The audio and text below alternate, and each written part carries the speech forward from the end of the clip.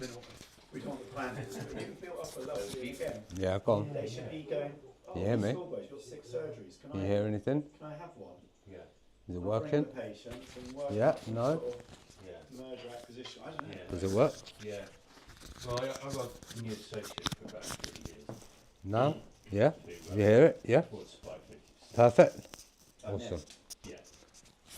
And then we'll give it about 5 years or so. By the other 50%. Have you seen the voice? Open it up. Yeah. Would you want this inside or? Even if they see it, who cares? I want them to A second son. hear you well. By my mate. You're too close to me. This worked for all set. We're gonna see a little bit of laggy this, but the audio is gonna be good. So that's the important thing. Really? But you want a certain size, wouldn't you? Yeah, Not I you would buy, rooted. yeah, I would at least 2 or 3 surgeries.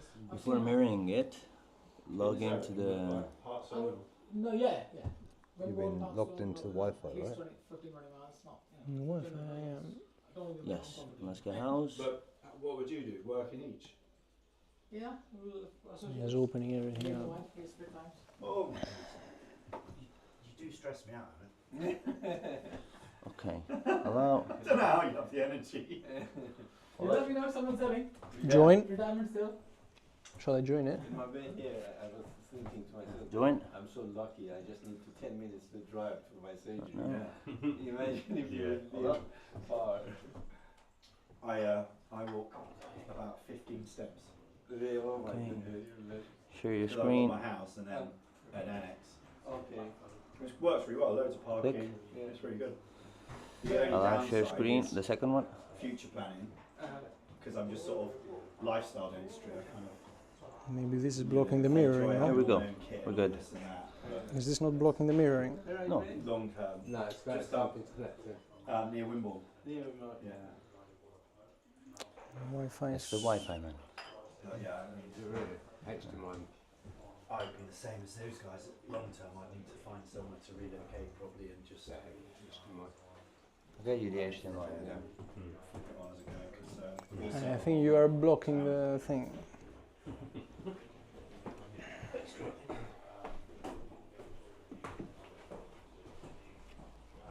I'll show you guys this actually while we're waiting.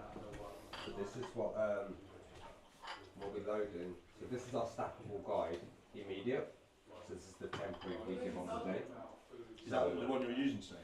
No, it's just a demo. But it's everything we do is very similar to this.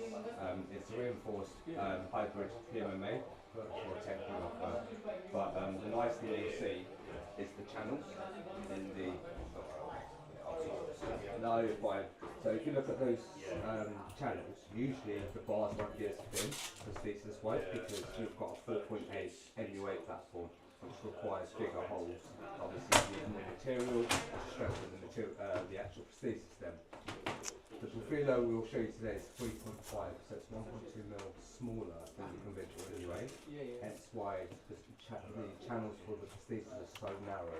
For some reason, I think this sharing is blocking the other Giving you sharing. a kind of reinforced bar. Or you think not? It's a PMMA. It was working. I think It was The blocked. Wi-Fi. Yeah. Well, it's very clean. It's just the connection. And then the reinforcement, because we've always had issues You with want like a breakage. part one? And a lot of the issues you get with implants are from breakage and just pressure on the implants where it's unnecessary. Yeah. I think that's where we've gone with this workflow and the ICAM workflow facility. We want to make sure everything fits correctly. So then you're not getting 3 years down the line clawbacks for patients. Oh, yeah. I selected entire screen. You're not probably allowed to put double glazed on here, are you? It's all No, Oh, is it's it? just, if it opens. Don't worry, don't worry. No, it should open, but because it's been The worked on. painters sealed it in. Yeah, it should be open. Yeah. Okay, so I'll have to get them to open Yeah, this usually as well. we'll okay. have this kind of ledge, which is not aesthetic. Just aware it's going to get pretty warm. Maybe there's a window. There's another the down exhaust button. around. But then that's why. The scaffold is You'll see it in the workflow, but just to give you an Okay. opportunity. So we are doing Share the a resin screen, man. guide for today's workflow, Again, just It's for a not few shared. reasons. But Here's the usually Wi-Fi. usual options, one's metal and one's resin. So we'll go through the resin workflow today, but the workflow is exactly the same. Whether we do resin or metal. Metal for me personally, I prefer because of visibility, and I'll show you, I've got the vibe here. So you can just see more. When you open the flap, you can just see more going on, and it's more robust. Resin is more accurate, but however, they both do the exact same job. So you'll see kind of both things. So something like that, is that an abutment pickup and then off to the laboratory to, just to put self-cure in there?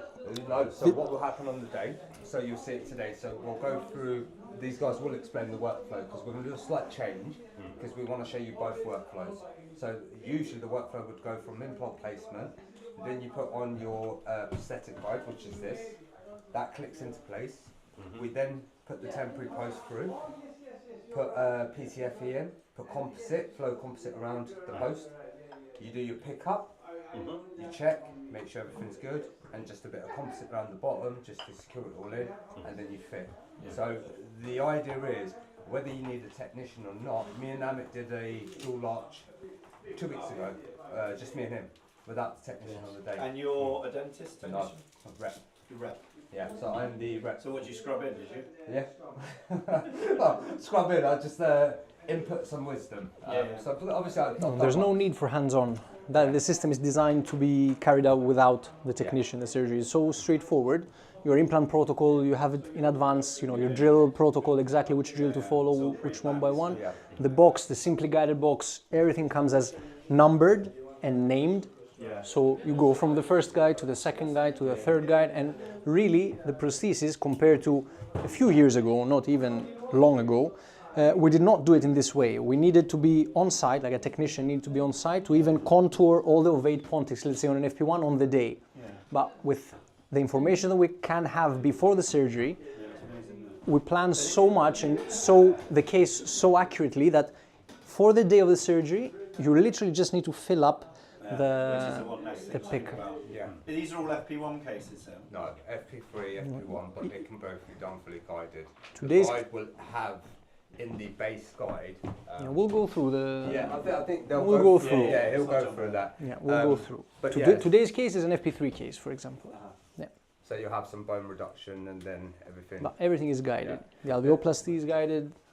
The idea is if you do every step in the process and don't skip anything, this is a autonomous process. So as long as you go through each step kind of carefully, like if, for instance, if you're doing bone profiling, you check with your prosthesis afterwards. If it fits perfectly, we're good to move on to the next step. If at that point we've got a bit of a ridge here on this side, it's not seating fully and it looks off, we know, okay, there's further reduction required on that side. So then we start the process again, go back a step, reduce a bit more, check it, okay, it's perfect, let's move to the next step. So I'll let Andreas fill you guys in properly. I think should we start? Yeah, are we ready? Yeah, I think so. Is it okay to take pictures?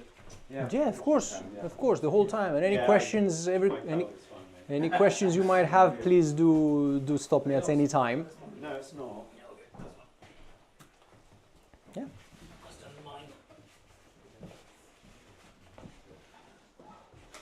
Excellent, guys. So first of all, thank you for coming today. We came from London. I'm the co-owner of Vivo Dental Lab in London. We've been doing this type of cases for the last 6 years full on. We started with sort of a different workflow, and every year we try to innovate, improve the workflow and find better ways or even different ways to approach each separate case and deliver the best result always. Best has to be time effective, has to be cost effective for everyone, and has to, in the end of the day, be something that we deliver for the patient that is the best result we can give to them, always. The plan for today, we have prepared 2 workflows for our live case. We're going to be doing the simply guided box, which is a workflow that all the work has been done by the lab in advance. We've done all the planning, we've done all the preparation in collaboration with Amit. Very close communication is important to achieve the best result. And what we are able to deliver is the surgical guides along with an immediate prosthesis ready for the pickup on the day of the surgery. Okay, this is the one workflow. And on the same day, we're going to go through the photogrammetry workflow, which we've been using a lot more in the last year, and it has been proven to be a game changer in your everyday practice. Not so much in the lab. The lab, most of the workflow is pretty much the same. We will still do the planning, we will still provide you with a surgical guide, but then how you finish off and how you take the records is a lot more straightforward. Especially not only for the day of the surgery, but taking records for your final bridges. Okay, so today we're going to see surgical guides being placed, implants being placed. Then we will pause the simply guided box workflow. We will do the photogrammetry.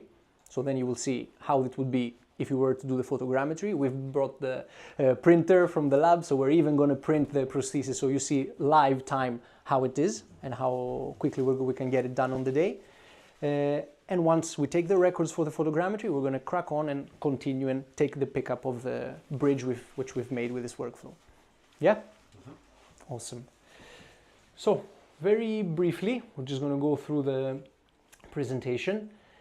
So, we have our classification of fixed prosthesis. We have our FP1s, where we have absence of significant atrophy. It's very important for every case that we do that we analyze and we really delve into the case, into the patient. Try to understand, even from your consult visit, what are we going to go for in this case. So FP1s are, of course, the cases that can really look like you've only done crown preps. We've maintained all the volume that is there, all the anatomy, we've preserved as much as we can, and we can deliver really, really natural looking results, which, it's something, when possible, I would always try to go for it. I think it's the most long lasting, it can be future proof with a good zirconia definitive final bridge. It can be the best result you can give to the patient. It's like they never lost their teeth. We have FP2 type of bridges where we have moderate vertical loss, where these are the cases where we really need to, I think, compromise, and I try to avoid this type of cases. So if I see that we are going to end up with really long teeth, I will say maybe it's best that we go for an FP3, that we analyze the case, see how much bone we have, and if we are able, we do some alveoplasty and then proceed with an FP3 case. These, most of the time, I characterize them as the failed FP1s. We try to do a nice FP1 maintaining papillas, but in reality we end up with a quite flat ridge with mini papillas and just long teeth. When we have great vertical loss, big OVD to restore, we tend to go for FP3 restorations, where we need to reconstruct not just the white aesthetics, not just the teeth, but also the pink aesthetics. So we need to jump into the case and add pink ceramic or composite, depends on the material we use. So in cases with big vertical loss, where we cannot see any actual gingival architecture already there that we can play with, we're going to go with a nice FP3. That doesn't mean that they cannot look good and they cannot be cleansable and that they cannot have the correct design for the patient. Having a very nice ovate fit surface always can lead to a very nice result. It's very important, the design of the FP3 bridges. We cannot have any sort of overlap. If you receive a bridge from your lab and you see the bridge is not sitting nice and ovate onto the tissue and does not essentially form a seal, try to stop it. Don't fit it. Try to send it back, get it modified, make sure the patient will always be able to clean it. The taper is really, really important. I always describe in the lab to my team, I say, try to run your tongue across. If it's a big balcony, even worse, the overlap, how will the patient clean? Food can get stuck there, can attract bacteria, can affect our implants, which we don't want. So design, they can look really good, they will be long lasting, but design is crucial at the fit stage. Now, most patients display part of their gingiva in a normal smile. We have 20% of patients that have a very low lip line. Those are the more forgiving cases, if you wish. patients, when smiling, you don't see the junction between teeth and gum. So we can get away with not having the most perfect gum lines, you know, but we always strive to deliver the best results. 69% of patients have a medium lip line. This is the most average, where we start seeing a bit of the papillas, you know, on the smile. And then we have a 10% with a high lip line and gummy smiles. Naturally, the cases on the right, the 10%, are the most challenging cases. They're challenging for two reasons. If we are going to do an FP1, our goal would be to maybe reduce the amount of gum showing. So we need to analyze the case in that way. We need to understand how much space we have between the zenith of the current tooth, where the zenith of the future tooth is going to be, and we need to measure 2.5 millimeters to 3 millimeters of biological width that we need to respect. So we need to take away the bone, you know. It's a lot of things we need to factor in order to deliver a predictable result. At the same time, these type of cases are a big challenge, because if we decide or we see that it has to be an FP3 case, that means that the junction of the bridge is pink to the patient's gum is crucial, it's not visible. So cases with a very high smile line need even more so really good planning. Does that make sense? So clear. Please ask me at any time, yeah? Another factor that we need to take in consideration when seeing a patient, when assessing a case, is even the ridge shape. You know, we have class 1 where we have an optimal gingival architecture, so more or less the volume in the position of the anterior maxilla, the volume of the buccal corridors, more or less is there. So this can be a very nice case for an FP1. So we preserve what we have and we just upgrade the smile. We improve the smile, we place our implants in good bone, immediately load, and from day one we give back to the patient their smile, their confidence and function, which is the most important. We have a class 2 where it's a deficient ridge which is unexposed in the smile. So we've had recession of bone. So those are the cases more likely we're going to go into the FP3. And these cases have a big factor, also the one after. We need to take into consideration how the muscles around the patient's teeth move. Now, let's say in this case where we have the ridge exposed in the smile. So this case has really anterior protruding maxilla, lacking buccal corridors. So the muscles of the patient here, as soon as she smiles, the lip goes up. This we need to take into consideration, because then whatever work we do here on the front, if we reduce a bit the bone here on the maxilla, what will happen? The prosthesis will naturally come a bit more in, and the lip now is going to drop a bit. So we need to pay attention into where and how we're going to set up the teeth. Okay, a lot of planning needs to be taken into consideration. And additionally to that is the dynamics of the lips. That's why we'll see now straight away in the next stage, it's really crucial to take videos of the patients as well. So we, as in the lab and yourselves, we can see how the patient's lips move and how the muscles and everything work around their current setup, so we can visualize how we need to deliver the future setup. So this is something really important for us, for the lab. I really like to insist on this part just a bit. What the lab needs is photos, videos, STLs or impressions. Nowadays, even a face scan, a 3D face scan is really useful for us. And of course the CBCT. Let's jump into them and see how we need everything taken and registered. Regarding the photos, please don't have the patient on the chair with the head to the side. Please ask them to, sit up, stand straight, have their head looking straight at you. The patient's occlusal plane needs to be parallel to the floor. Okay, this is super important for us because nowadays this is our digital face bow. we bring this photo, the straight photo with the head straight, eyes in the same orientation, ears visible, not the head a bit tilted, so we can have literally the facial view, and from there, from our design software, we can then design the ideal smile, the ideal DSD.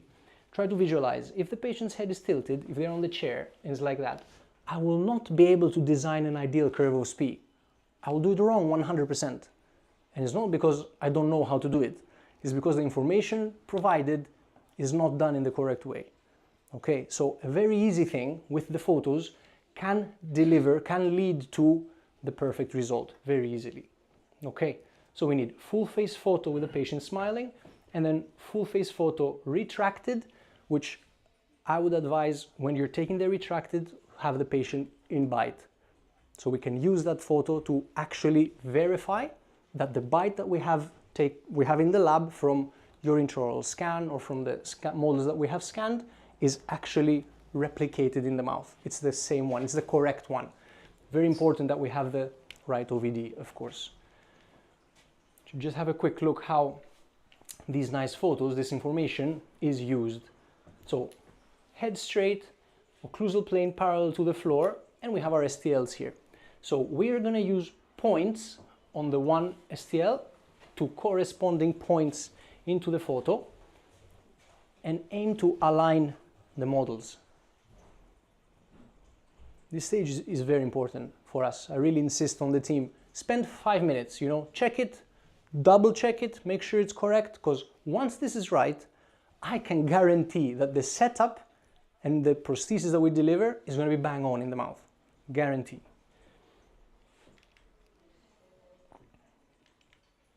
The same, all aligned. So videos, like we said previously, it's really important and useful for us to see how the muscles move around the mouth, so we know if the patient shows too much of teeth, potentially we need to make things a bit smaller, bring them a bit in, close a bit the arch form, so it's very useful to have. And the second thing which I always advise you to take the videos, the second reason is to actually have proof that we have not affected the patient's speech in any way. So it can happen, it has happened to us that, the patient came after the surgery and they said, "Oh, you've given me a lisp." I said, but hang on, let's play the video. How you used to speak before was the same way. It's just that, maybe they're overthinking it, maybe they want to get away with something. So as far as proof, it's always good to have the videos.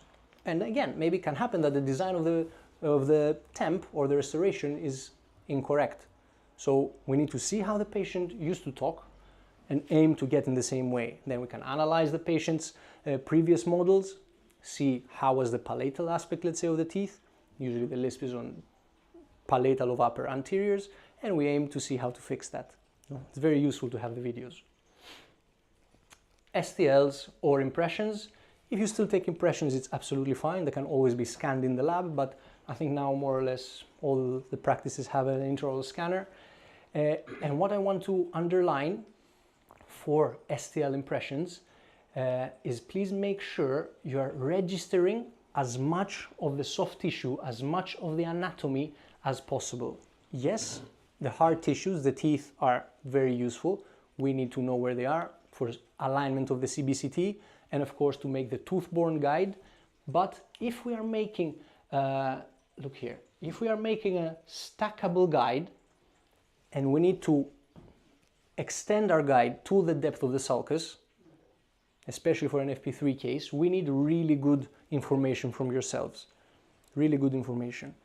If it can happen that patient is difficult, the scanner is not picking up the soft tissues, so what we've done many times, we deliver a special tray.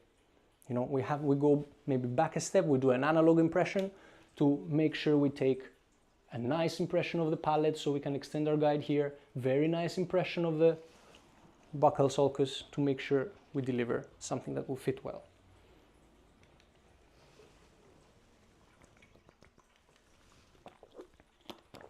Face scan can now even be done with a phone. There is an app called Q-Lone, Clone. Q-Lone, yeah. Can you spell that? Q-L-O-N-E. Yes, they have a dental version as well. It asks for a paid subscription. It's not that much, or if you consider it's an annual thing, and you can literally scan the patient with the phone, and it gives us, again, this added verification. The more information we have, the better. With 2D, with a 2D photo, you can never assess the patient's profile. So the lab is going to set up the teeth, if they're going to be protruded, if they're going to be retruded, if we want to support the lip, if we're going to, again, open corridors, all this information can be very well assessed with a 3D scan. Okay, so it's quite useful to have. Lastly, and most importantly, the CBCT. I always say in this lecture, please use an Optra gate when taking the CBCT. The reason is it retracts the cheeks, so any soft tissue is away from the actual ridge itself. Then we can use the outline of the ridge as an additional alignment point, additional alignment information. The same thing with the tongue. When they're taking the CBCT, let's say for the upper arch, if we're going to be working on the upper arch, we need to ask the patient, don't have the tongue against the roof of the mouth. Again, having this additional, I can show you, information of the outlines, it's really, really useful and easy to do as well. Because of course, let's say we're doing this patient, of course we have a lot of teeth, but we can always see the STL, verify that it's aligned with the outlines. Always have them on the bite fork of the CBCT. Situations to avoid is, as we're going to go later on briefly, I'm going to go through, guided surgery is not just for full arches, it's for single cases as well. So let's say we want to place a single unit in this area. Sorry, I just want to stop here. Yeah. The issue I had was when the patient is edentulous, dual arch. Yes. That's a big What do we do? Yeah. What do we do? We had like last week I scanned one. Yeah. But I had like tough time. Yeah. No reference points. Yeah, because there was no reference points. I did try On the CT? Yeah. Yes. I did try The Optra gate? But with the Optra gate, they can't close because there's no teeth. Yes. Yeah, so I used the edentulous, the thing to support it. The patient's existing, did the patient have dentures? No, he's saying they use the chin. The Yeah. chin Yeah, support, chin the chin support, yeah. One of them didn't have denture, he lost his denture. Okay. Okay. Yeah, so in that case, we need to do the CBCT in the second appointment. You can take your initial record, scans Yeah. of the ridges, or even alginates, you know, a stock tray alginate, and we will provide radiographic bite blocks. Okay. So at that second stage, you're going to not only record midline, smile line, take your photos for the setup, but once you've done all that, and the bite blocks are in the mouth in the ideal OVD, you proceed and you then take the CBCT. Okay. And the base of the radiographic bite blocks is radiopaque. So Same thing could apply if they have a chrome denture, because chrome denture, chrome denture will cause a bit of scattering. Exactly, yes, scatter, the CT is useless. So in that case, we just take a intraoral scan, send it to you, and you send us the bite blocks. Yeah. Correct. That's the one way. The second way is on the patient's actual so if the patient has dentures, then another way to do it is you put composite, you know, some balls onto the buccal and palate of the denture. Take the CBCT with that in situ, and then for the lab, please take that denture with the marks on before you remove the marks and scan it, just the denture, outside the mouth, 360 degrees. Then I can locate the mouth. print that, reverse even the fit surface. Ideally, if you do that, you should reline the denture as well. So the step should be, number one, add the composite blocks. Number two, reline fitting mouth, ask patient to bite. Patient now has the relined dentures in their mouth with the composite balls on them. Take the CBCT with that in the mouth.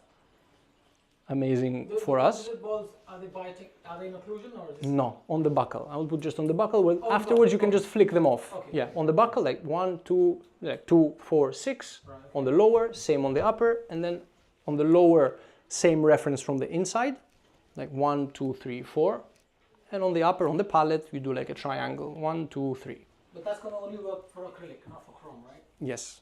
Chrome would be Yes. going to, Chrome would be, yes. It's a nightmare. It's gonna Chrome, if it's a chrome patient, more likely he will have some teeth, so Yeah. we might be able to just align the teeth. Okay. We won't need to do all this. Edentulous patients are always this, it's either the two workflow. If they have the denture, you can do what I just described. And then, like I said, once the CBCT is taken, you take the dentures with the reline material and composite balls and just scan them outside the mouth. Then the lab will do the rest. And the other workflow is you send normal first impressions to the lab, upper and lower, and the lab will make the radiographic bite blocks for you to register OVD and also take the CT scan at the second visit. Okay.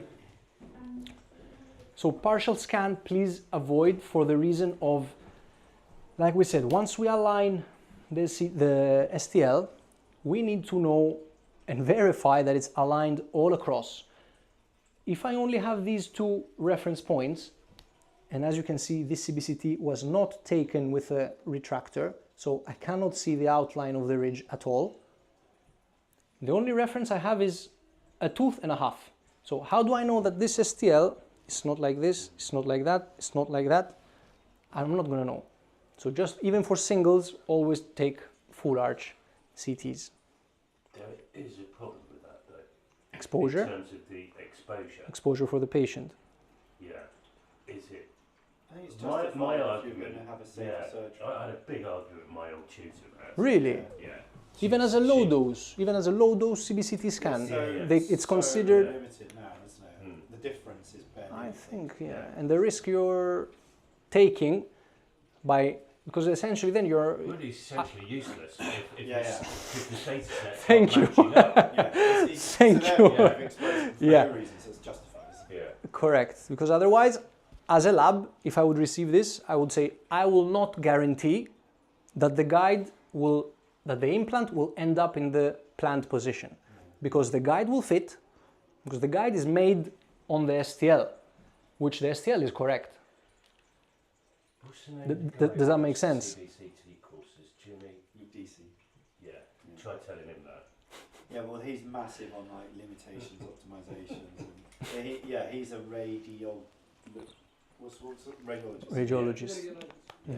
Radiographers take them radiology. Yeah. Yeah. And so he's going to get all. Yeah.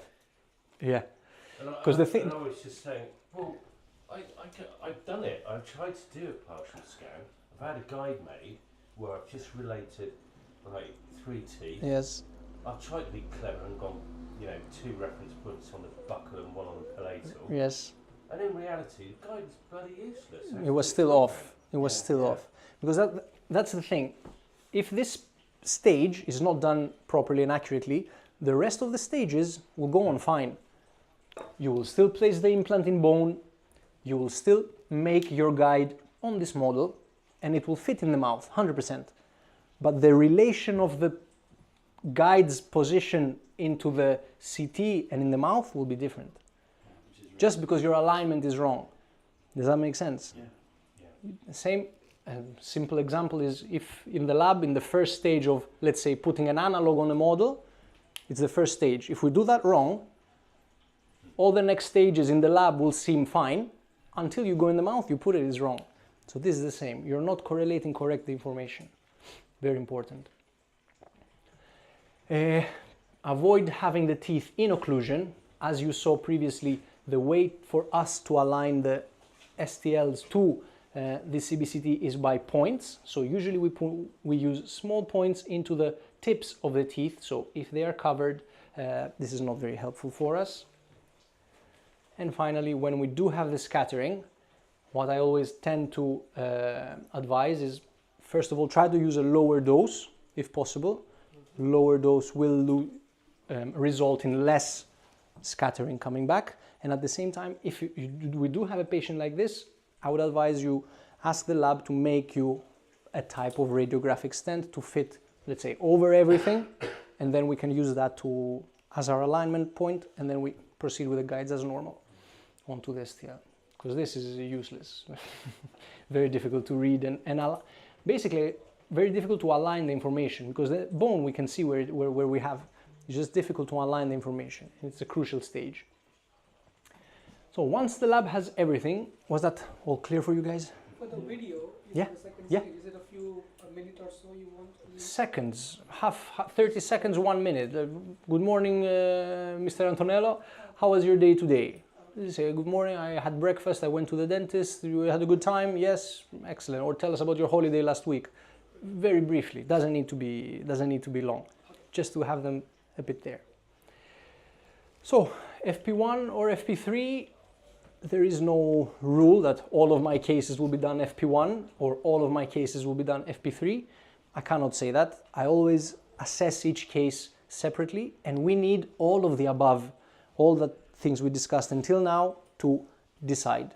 We need all the information registered, we need to assess the patient, understand what is happening in the mouth, in the anatomy, in the physiology, what is going on. What can we make that will last for a really long time for the patient. FP1 is a bit more challenging.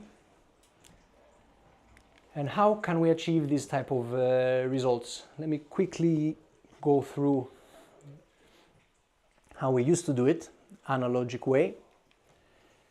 So we used to have our impression model. I used to manually extract the teeth and socket the model. At that stage, I would try to match any gingival zeniths to the most ideal position that I could.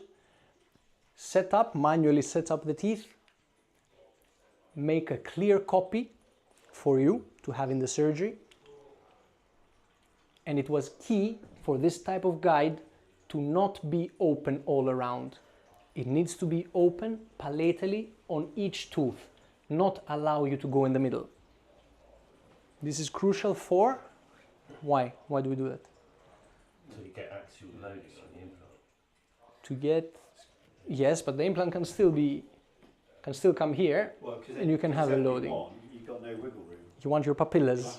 You want to respect and maintain and preserve our papillas. Correct. Correct. Then on the day of the surgery, yeah, let's see that. Just shows literally we're going into the open position. And then the prosthesis has to be opened on the day because there's no plan done, so we don't know where we're going. We just know we need to go in the teeth, so that needs to be assessed on the day. And then a pickup is done, ready for fit, everything contoured correctly.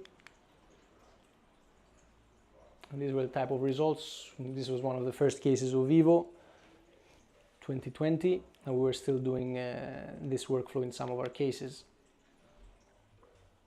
You can get an okay result, wasn't bad. But this type of cases we used to take a lot of time of the day. They would last a long time. Because imagine, you're not planned, you don't know where you're going to place your implants, you don't know what you're going to encounter on the day. That's what you used to do with me and I used to do freehand. Huh? Yeah, you used to do freehand, yeah.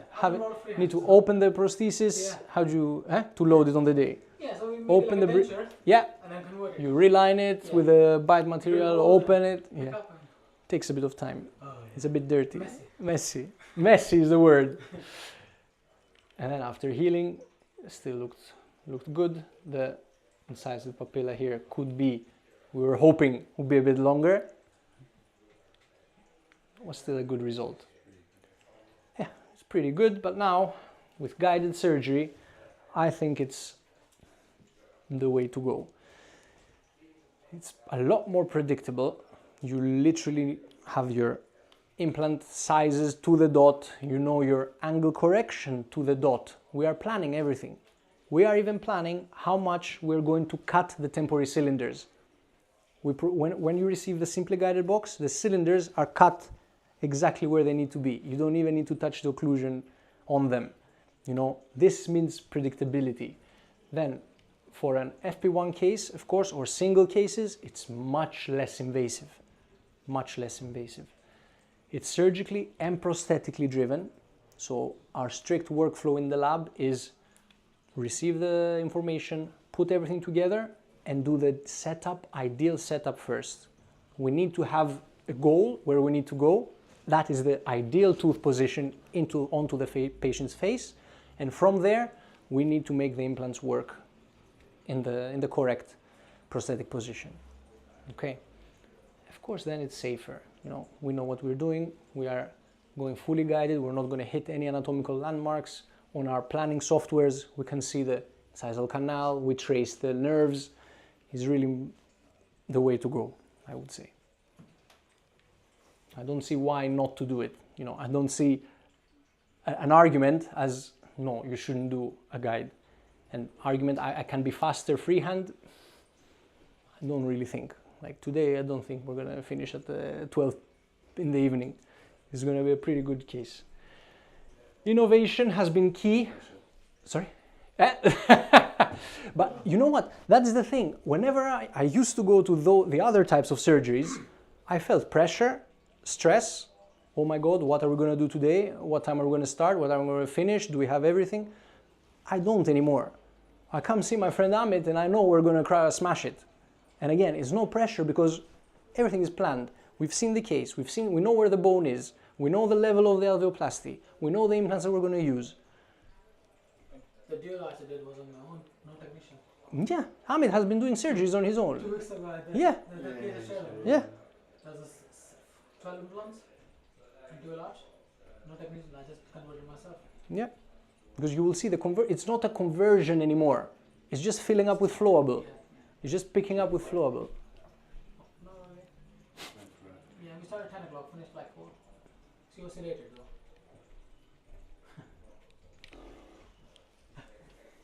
A lot?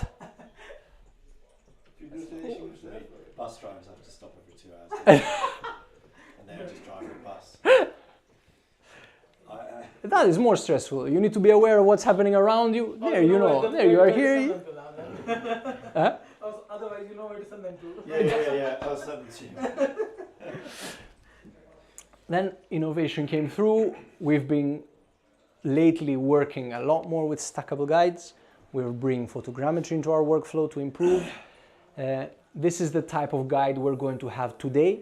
So it's a resin guide, a resin base guide, and a resin stackable on top. Okay, the difference is from what you're seeing here to today's guide, the sleeves are in metal in today's guide. So the friction between the sleeves and the drills, there is no friction. Essentially, it's much better. Okay. So with Incerta, there is bone level implant, P1. You can see it's quite aggressive. It's a tapered implant, can get really high primary stability. And what is the big patent of the system is the abutment on top, the Profilo abutment.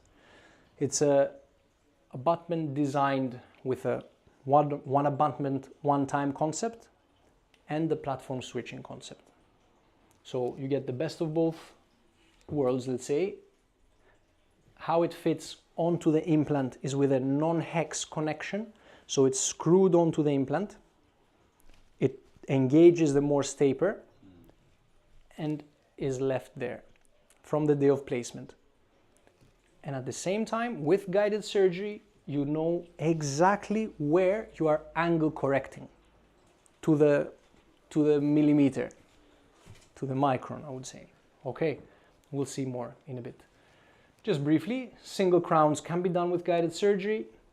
If you're placing a bone level implant with not an abutment on it, the mounter of the implant placement has its vertical stopper, so it can be so predictable that I can deliver to you a temporary prosthesis already picked up with a non-engaging connection.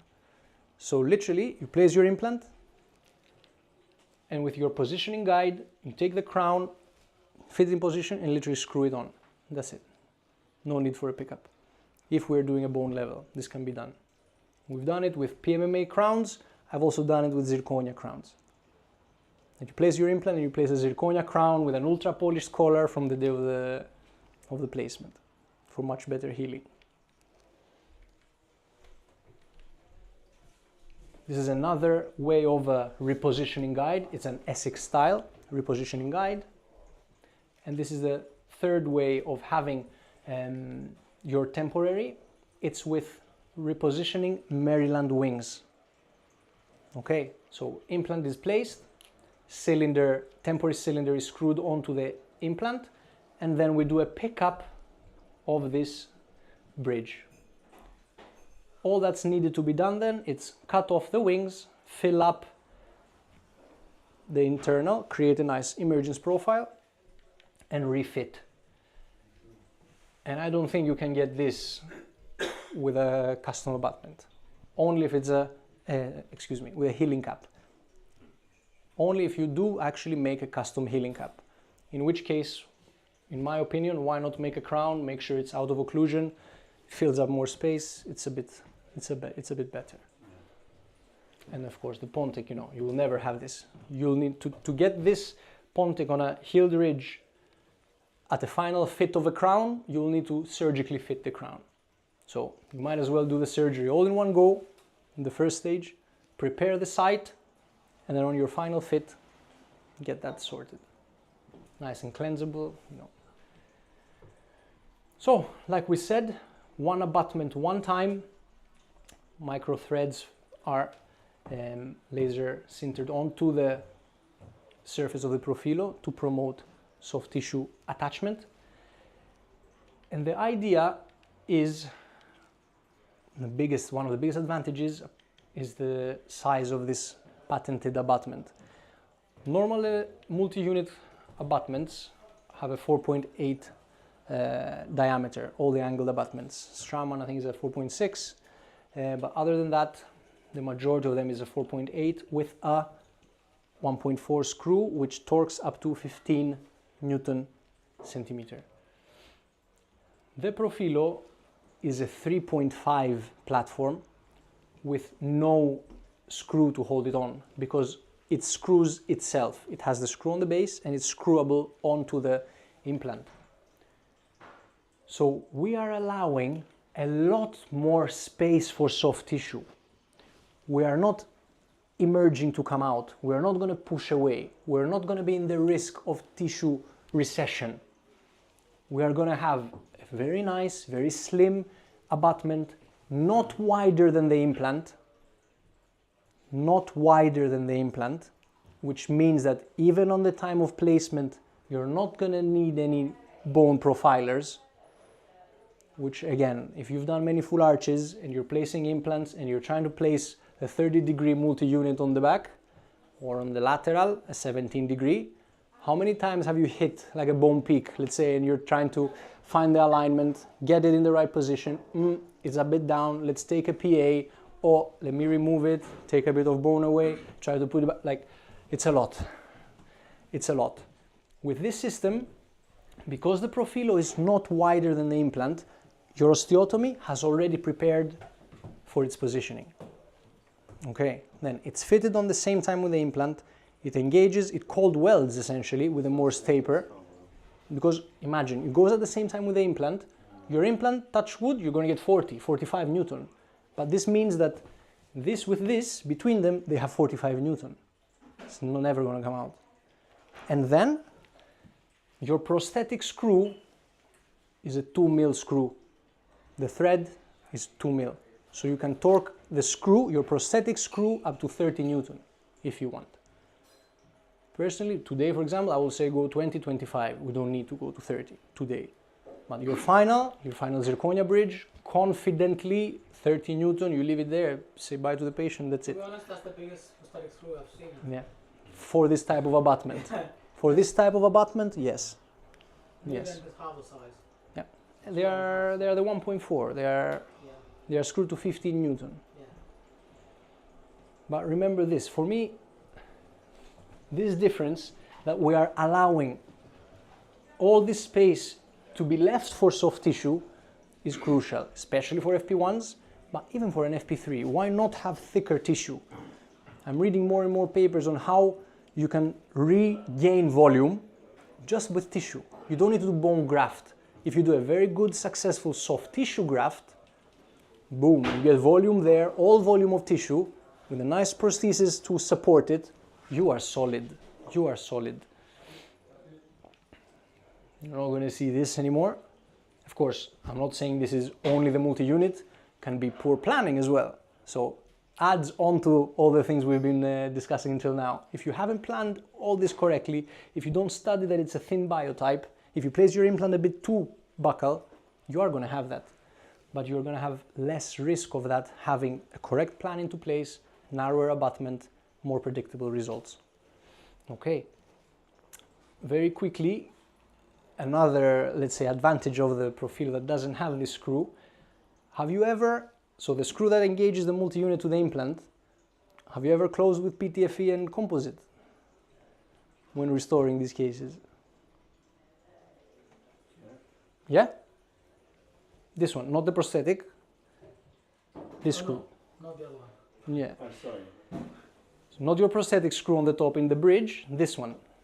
That screws the multi-unit onto the bridge, onto the implant, excuse me. I haven't seen anyone doing it in 8 years I've been working in the UK. Yeah. Why not? Don't the multi-units actually screw into the implant though, in most systems? The multi-unit, they engage.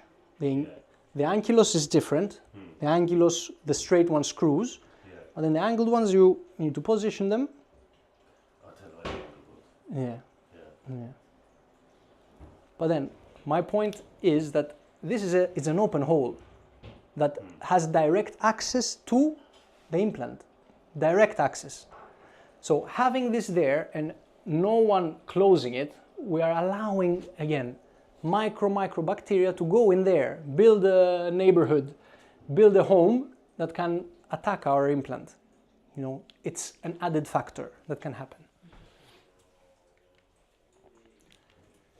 Today we're going to be placing our Profilos, and there are two ways to place them. It's the indirect procedure. So implant goes in first, and then the Profilo with its mounter is screwed onto separately.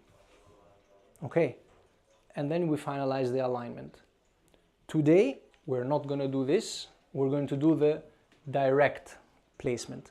So we're going to have the implant and the mounter, implant and Profilo. Profilo we will engage it onto the implant outside the mouth before we take it out the carrier. And once it's one piece, we're going to go through the guide and place it in. Okay. The main thing we need to look out for in this guided system, as far as depth is concerned, we need to look out for the horizontal line on the mounter. This line needs to approach the head of the sleeve. Okay. And the second thing is, because we are angle correcting, I'm going to show you in the cases it's going to be better visible. On the mounters, there is an open notch.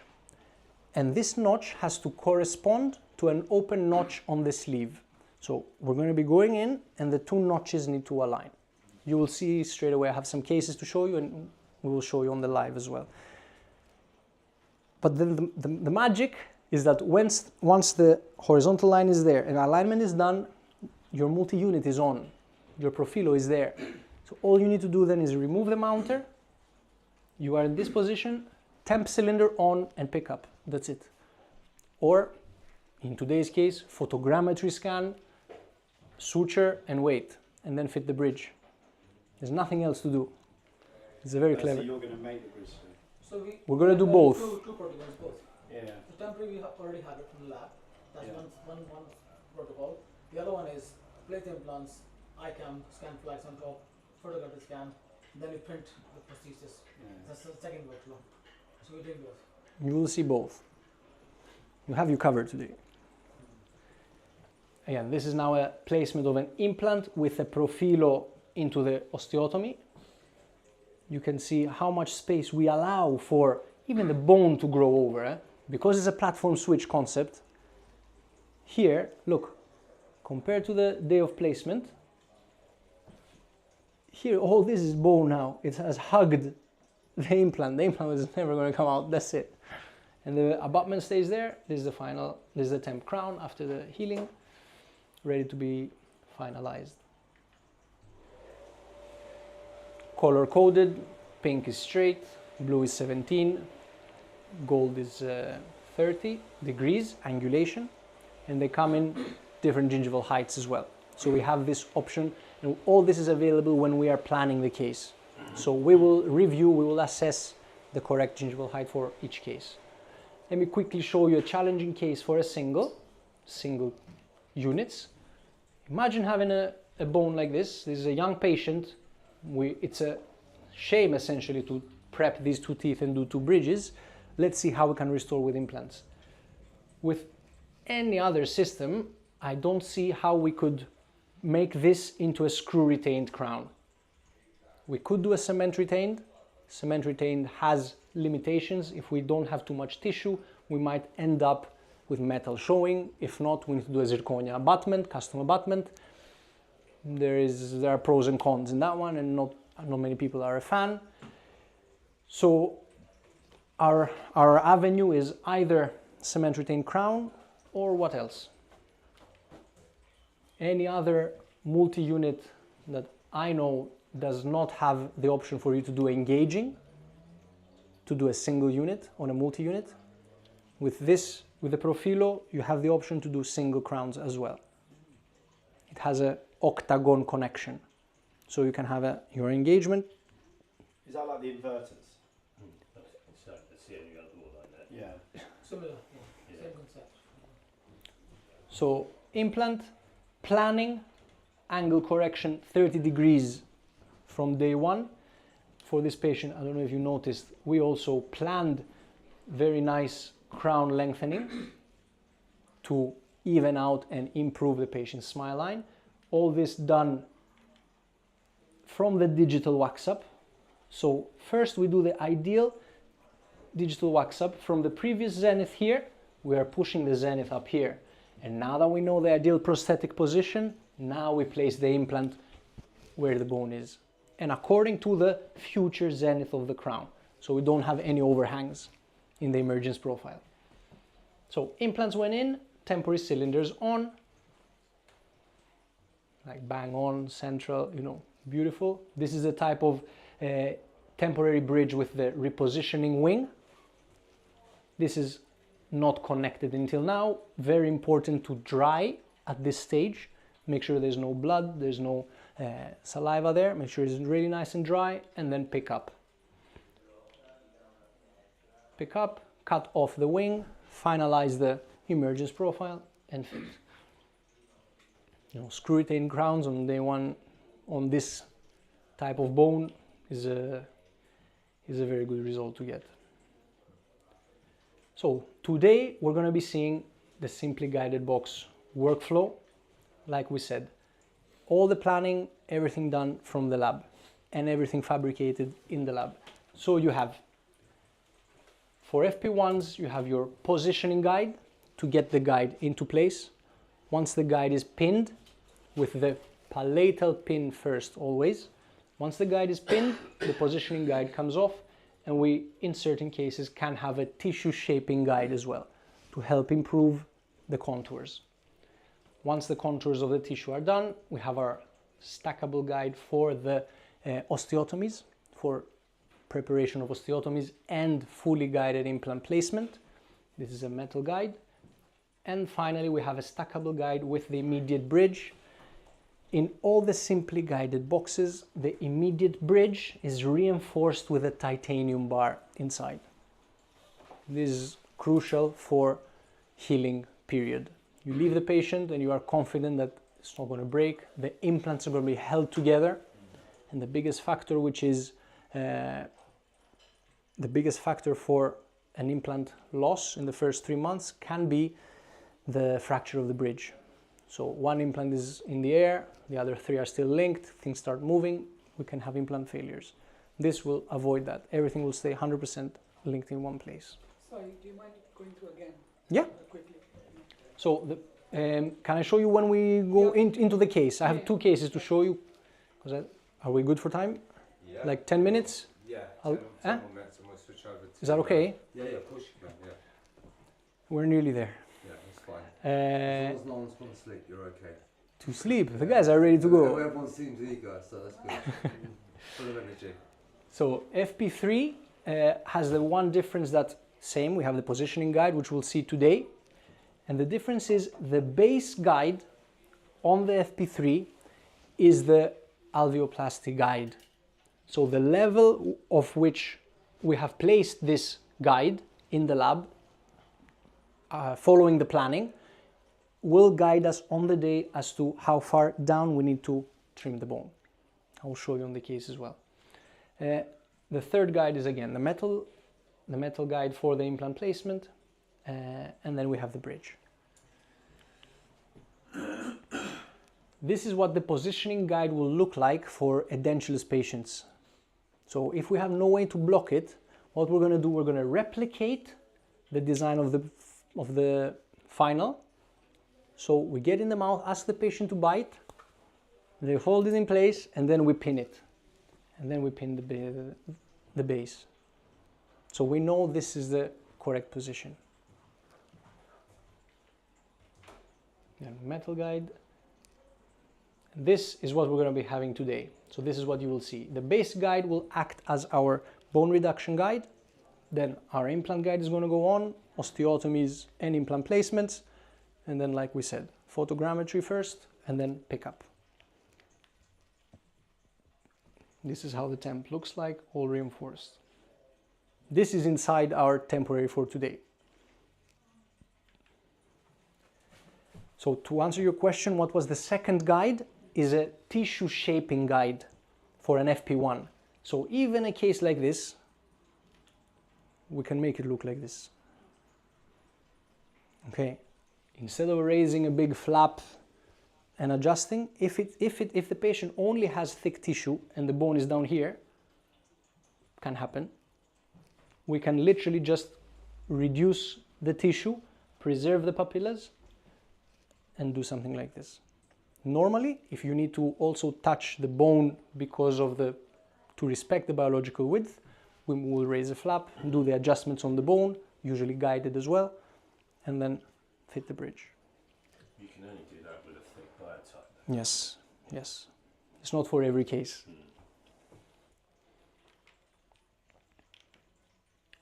So this is what, when you send everything to the lab, how the information will look like. We segment the CBCT and create an STL out of it. And what we're going to do today at some point, just to cover what is going to happen on the photogrammetry, after the ICAM scan is taken, we're going to take a CBCT of the patient with the implants in place, so after implant placement, and with some healing caps on, scan bodies on.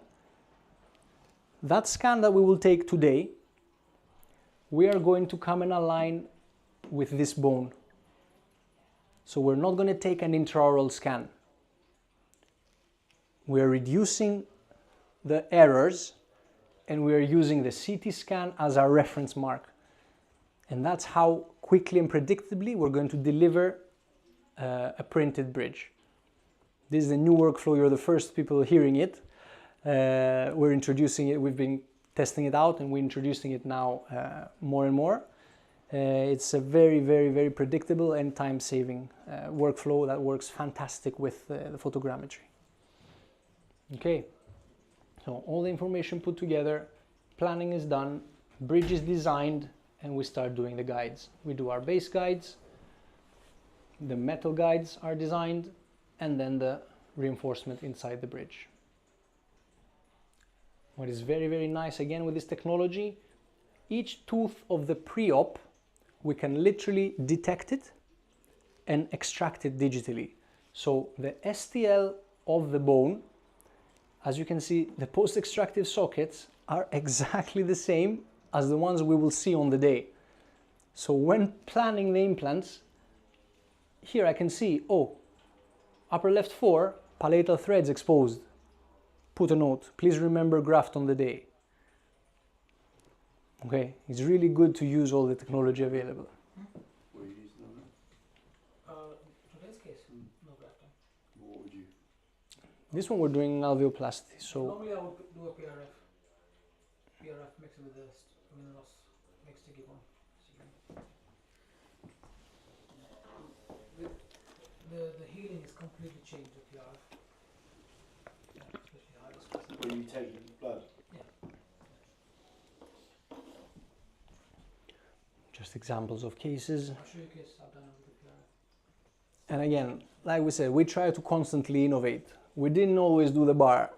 The first stage was a wire, let's say, reinforcing the bridge, but we said we need better, we need more. So having a literally titanium bar all across, and here once more, you know, this implants, this multi-unit, this one would never go on without having you to profile the bone.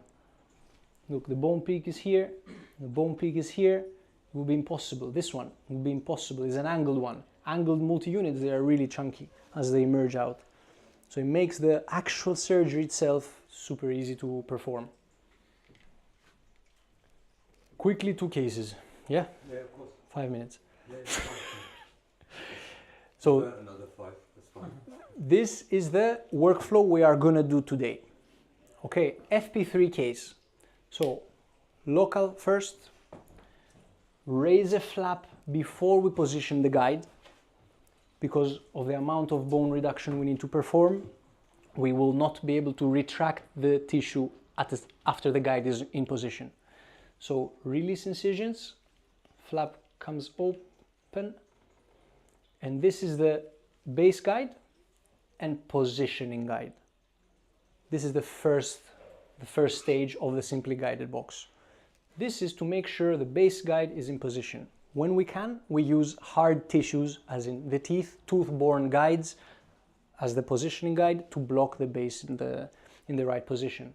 It's very important when we are holding against the teeth, make sure all around, on the back as well, is fully seated well. Okay. What we do then, once the guide is in place, we pin it, fixation pins. We will do this today. Another unique point of the system is that we have available screwable pins. The pins, fixation pins, are threaded and you actually screw them into the bone. So it holds everything really, really well. I've seen other... Self-tapping. They are self-tapping as well. You drill, you have a preparation drill for them. So you do the drill all the way to the stopper, and then you still, the drill is of course designed a bit shorter and slightly narrower. So then you go and you literally screw the pins in.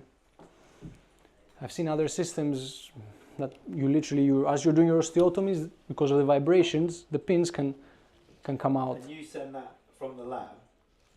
Yes, all this is... And then is that sterilised, or does he sterilise it before he starts using it? The guides we simply put in a corsadil bath, let's say. You Like don't need on to... the day? Yes, you don't need to put them through the autoclave. Okay. Your kit and drills and pins, yes, through the autoclave, sterilized. Positioning guide comes off, teeth are extracted, and now do you see? Notice this. Here we have a flat plane onto the base guide. This determines the level of the bone reduction. This will be the same on today's case.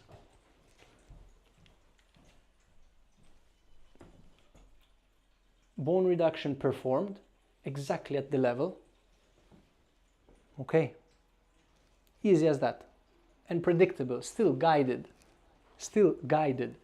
This is just to notice the thread of these fixation pins.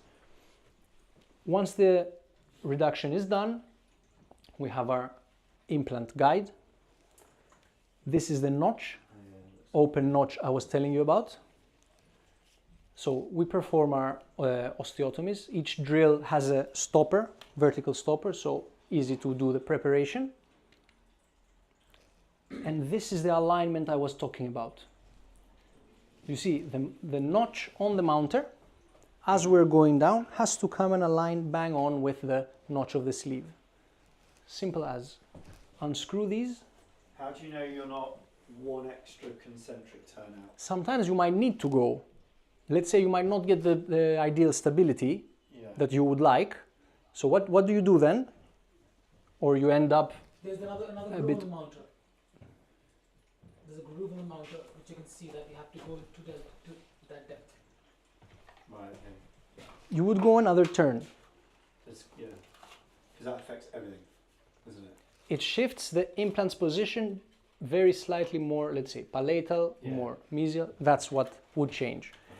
If you go one turn, so every full turn is 0.8 of a millimeter that you are shifting. So if you make one have to go deep, you have to make all the others go deeper. No. So, No.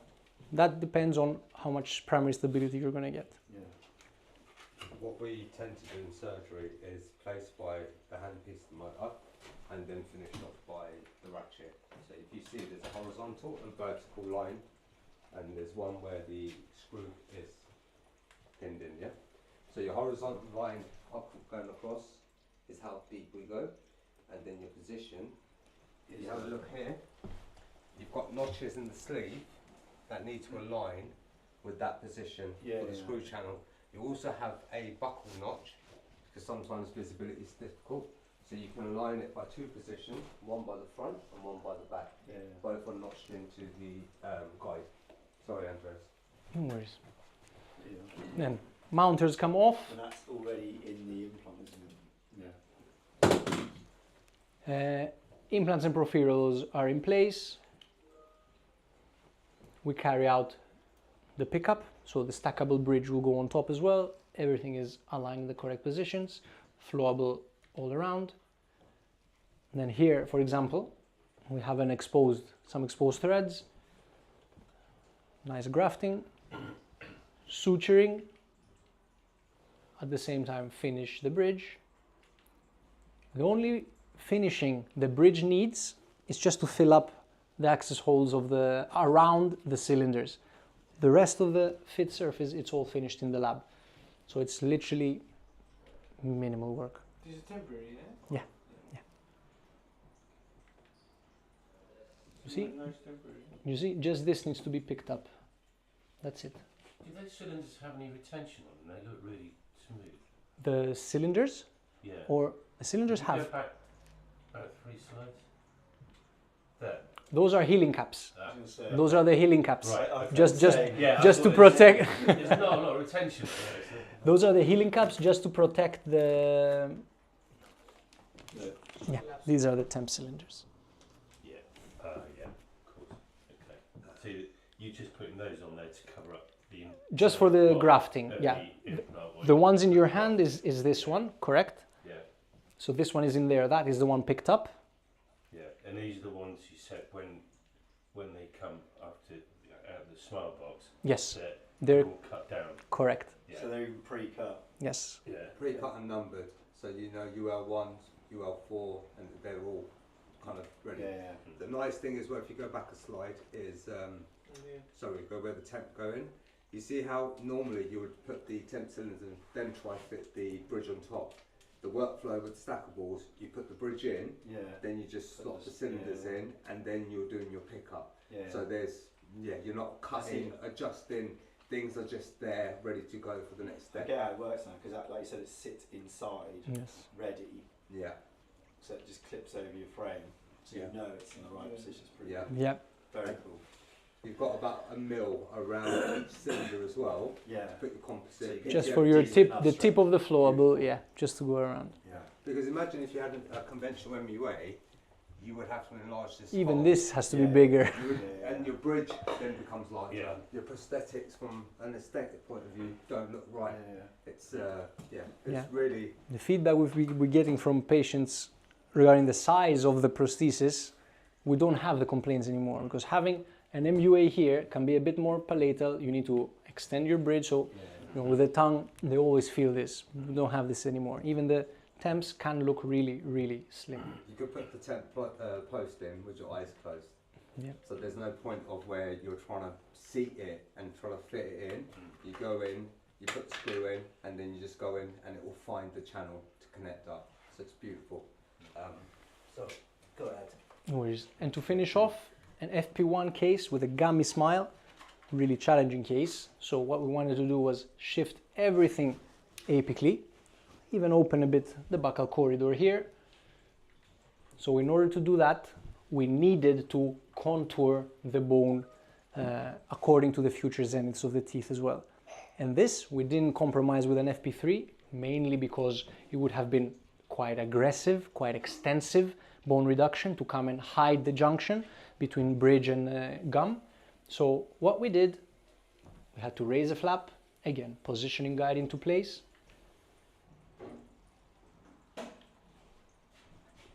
Teeth extracted, and then we made a bone contouring guide for an FP1 bridge.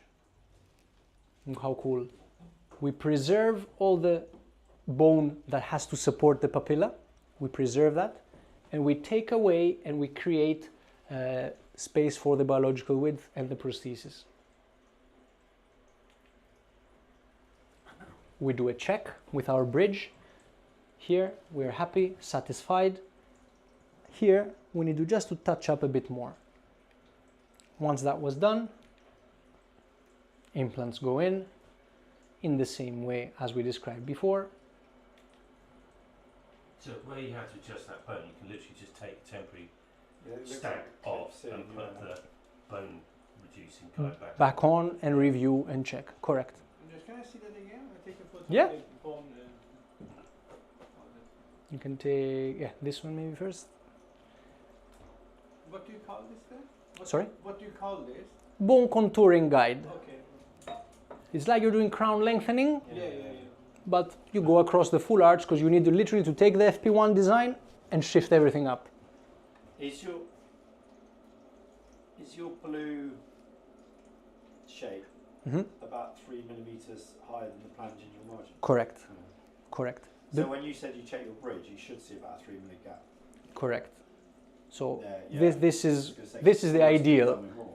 This is the ideal. Here, it's not enough. Here, we need to touch a bit more. Yeah. Correct. Correct.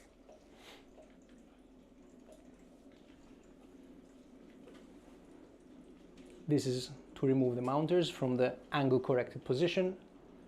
Again, implants in. You know, even with 10 implants, everything,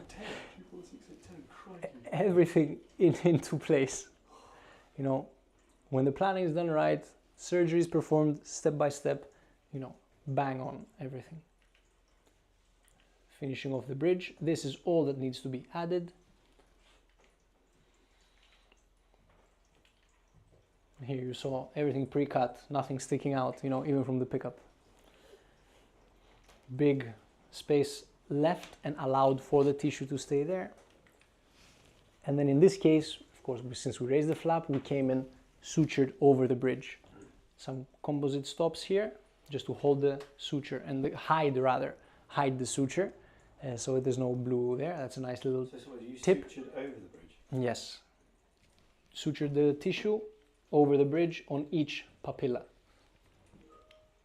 What? Is that what you do for all your kids? Actually, case last week we did. Just pull the pillar down. Yeah. Have you already sutured?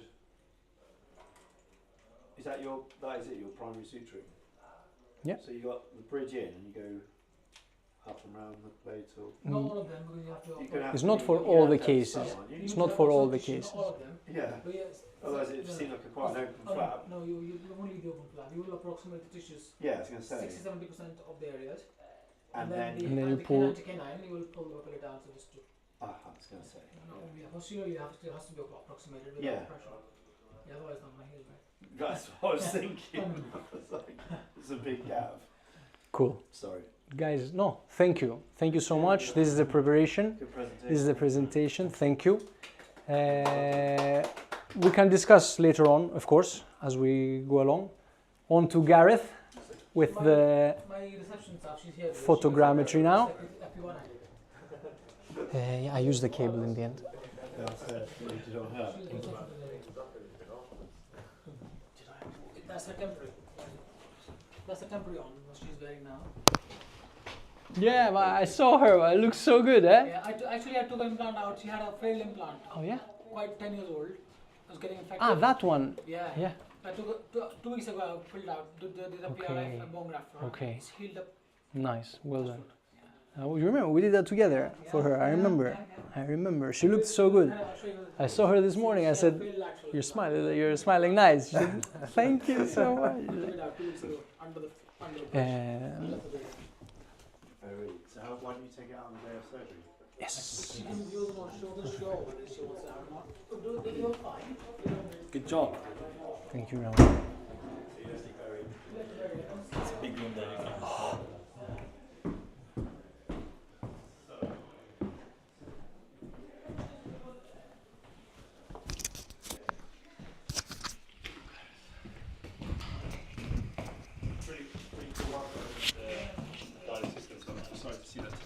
Thank you. All right, well, thank you so much. Get some feedback here. Thank you. So my name is Gareth, VP of Sales for iMetric covering Europe. Previously in the US as well, so got an interesting perspective on full arch implant dentistry, having been out in the States for about 14 years. So thank you for being here today, for the presentations and obviously for the surgery. So I'm going to be speaking about iCam True Photogrammetry in the Andreas just did a wonderful job explaining the guided workflow. You can essentially complete the best possible surgery, placing your implants exactly where you want them to be, and then depending on the technique you use to measure where your implant positions are, potentially put them under tension, and which could obviously lead to implant failure. So passivity is obviously a key component of this workflow. So iMetric, we're a Swiss company, so iCam is made in Switzerland. We'll get to see the iCam today. We'll show you both workflows. So there'll be an immediate loaded pre-made provisional, but we'll also show you the photogrammetry workflow, and I'll talk a little bit about that workflow here in the presentation. But essentially, we're on a mission to change the world one smile at a time. Our goal is to revolutionize full arch implant dentistry by eliminating failures, reducing costs, and making full arch treatment fast, predictable, and easy for both patients and dental professionals. That is our corporate mission, but ultimately this is why we do what we do. So the gentleman on the left here is Dr. Joe Moranfar. He's an implantologist in Phoenix, Arizona, which is where I lived in the States. I used to live just down the street from Dr. Joe. He does about 600 arches a year. Very, very high volume. His price point is extremely low. It has to be to get that number of cases. How does he do his cases for his price point? Because he has a workflow. And so we'll be talking about that workflow today. So he uses iCam, he 3D prints in his practice. We okay? Just while he sorts that out there. So Dr. Joe, I just saw him last week in Chicago at Lab Day. He was presenting on his workflow, and yeah, just great all-round guy. That particular case, a dentist started it, closed the practice while the patient was midway through treatment, had already taken the money, and so the patient was stuck. So Dr. Joe actually did that as a charity case, took care of the patient and restored him to the smile that he wanted. We've now completed over 2 million cases with iCam without a reported failure. So we've got the data to show that we have very, very good outcomes, predictable outcomes with this workflow. So a little bit of history on iMetric. We were founded by Dr. Horst Bayer, not a dentist. He has a PhD in photogrammetry, also a master's in photogrammetry. We are a photogrammetry company first and a dental company second. It's got about 60 publications on photogrammetry across the globe. Prior to getting into the dental space, we worked with a lot of pretty notable organizations, Boeing, Airbus, Porsche, Toyota, Mercedes-Benz, all using photogrammetry. So we bring an industrial approach to photogrammetry in dentistry. What do I mean by that? We were at a course a couple of months ago with Raj, and there was a dentist there who had incorporated a different type of photogrammetry, stereo photogrammetry. He'd done about 25 cases at that point, and he reported 3 cases where he didn't get a passive fit. So essentially, he had to go back to the very beginning of the process and start over. So essentially, it was a 10% failure rate with his experience with that technology. Our philosophy is, would a 10% failure rate be accepted in any other industry? If you knew there was a 10% chance that your plane were getting on would crash, would you get on the plane? Would you get in a car if there was a 10% chance the brakes wouldn't work? So with these technologies, you expect them to work every single time, and we follow that same mentality. We will guarantee a passive fitting prosthesis, whether that's a temporary, immediately loaded, provisional, or your final prosthesis every single time. So we've been working on this for a while. We actually went into clinical trials with iCam back in 2013. We started conducting market tests in 2018 and officially launched in the United States in 2019. And currently today we are the #1 photogrammetry device on the market. But our background was actually desktop lab scanners. So we've been producing lab scanners since 2007, and they've technically been regarded as the gold standard for precision accuracy. The challenge with these is this concept of tolerance stacking. So I used to live in Phoenix, Arizona, where it's very hot. You take a PVS impression of a patient, of your implant positions, you send it off to the lab. What happens to that PVS impression in the back of the lab courier's car? It's warm. Warm and it changes shape, right? Then you pour it up in stone, you've got another tolerance, and then when you scan it, you've got another tolerance. So with desktop scanning, you're introducing a lot of variables into the ultimate outcome with the prosthesis. So what we wanted to do is essentially take this level of precision and accuracy and put it into the handheld unit, which is what you'll see today, which is the iCam. We work closely with the Whitecap Institute. They're in Utah when we were developing the product. And we realized very early on the importance of having at least 4 cameras. The reason why we call it iCam True Photogrammetry is because to be considered photogrammetry, you need to have 3 cameras on any system in any industry. Okay, and we have 4. So if you look at every other system on the market, Shining has 1, maybe 2 cameras, depending on who you talk to. 2PAL, 2 cameras. PIC, 2 cameras. XMAP, FastMap, 2 cameras. So they're not actually true photogrammetry. And I'll explain that a little bit on this presentation as well. So what is photogrammetry? Photogrammetry is the science of obtaining measurements from photographs. Very, very simple. What does it actually do? It works by taking a series of photos or measurements of an object, structure, or landscape from different points or angles. This part here is very, very important. You'll see it today when we're measuring the patient. We're going to be orbiting around the patient, picking up our different positions and angles of those implants in the mouth. Photogrammetry is a big topic in dentistry, or in the full arch space, I should say, currently. Every company seems to be coming out with their own version of photogrammetry, but it's not a new technology. It was first used in the First World War. So they would fly planes over the trenches and they would take a series of photographs and essentially stitch those together to create a map of a landscape. This technique works very well when something is stationary and doesn't move, but obviously the mouth isn't like that, right? It's a difficult environment. You've got blood, sutures, a moving patient, tissue, and so on. So a lot of the other systems on the market today use this same technique. You go into the mouth with a camera, you take a series of pictures and it stitches those together to create an image of where your implants are, or a map, essentially. One of those products is the Shining. So I know you mentioned you use Shining Doctor. So Shining is essentially using that same technology, taking a series of pictures and stitching those together.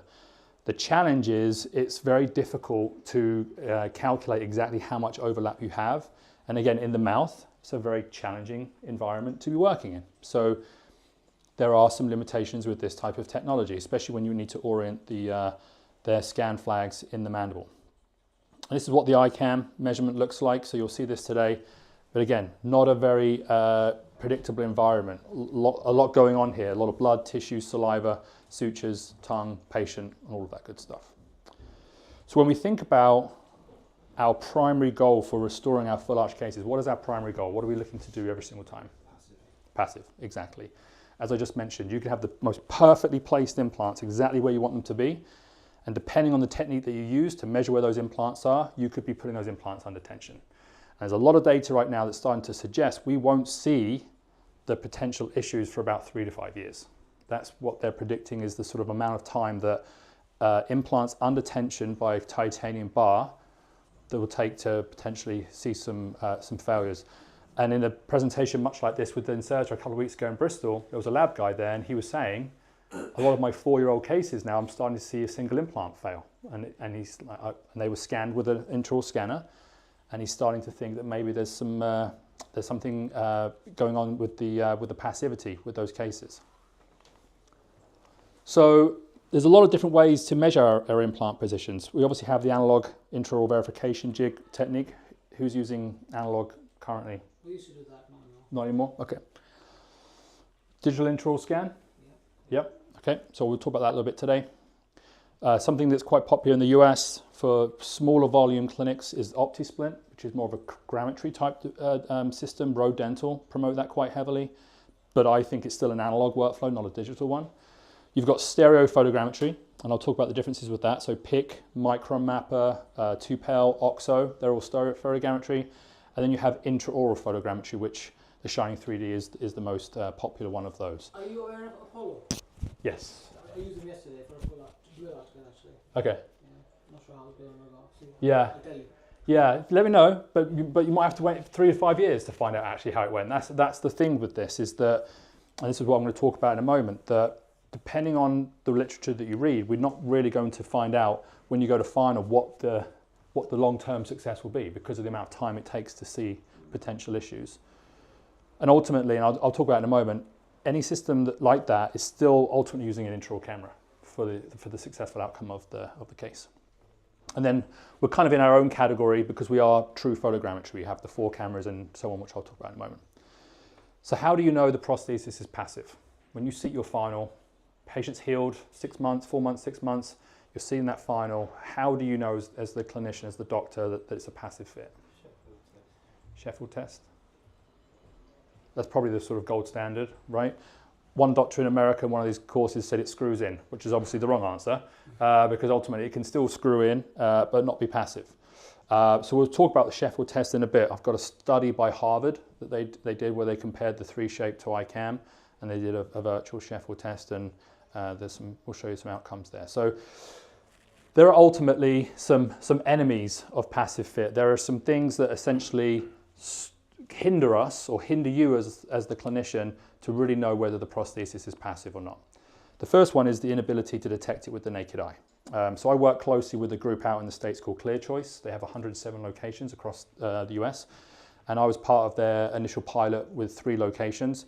And I was talking to their clinical director, Mark Androris, and he was saying there's no ruler for passivity.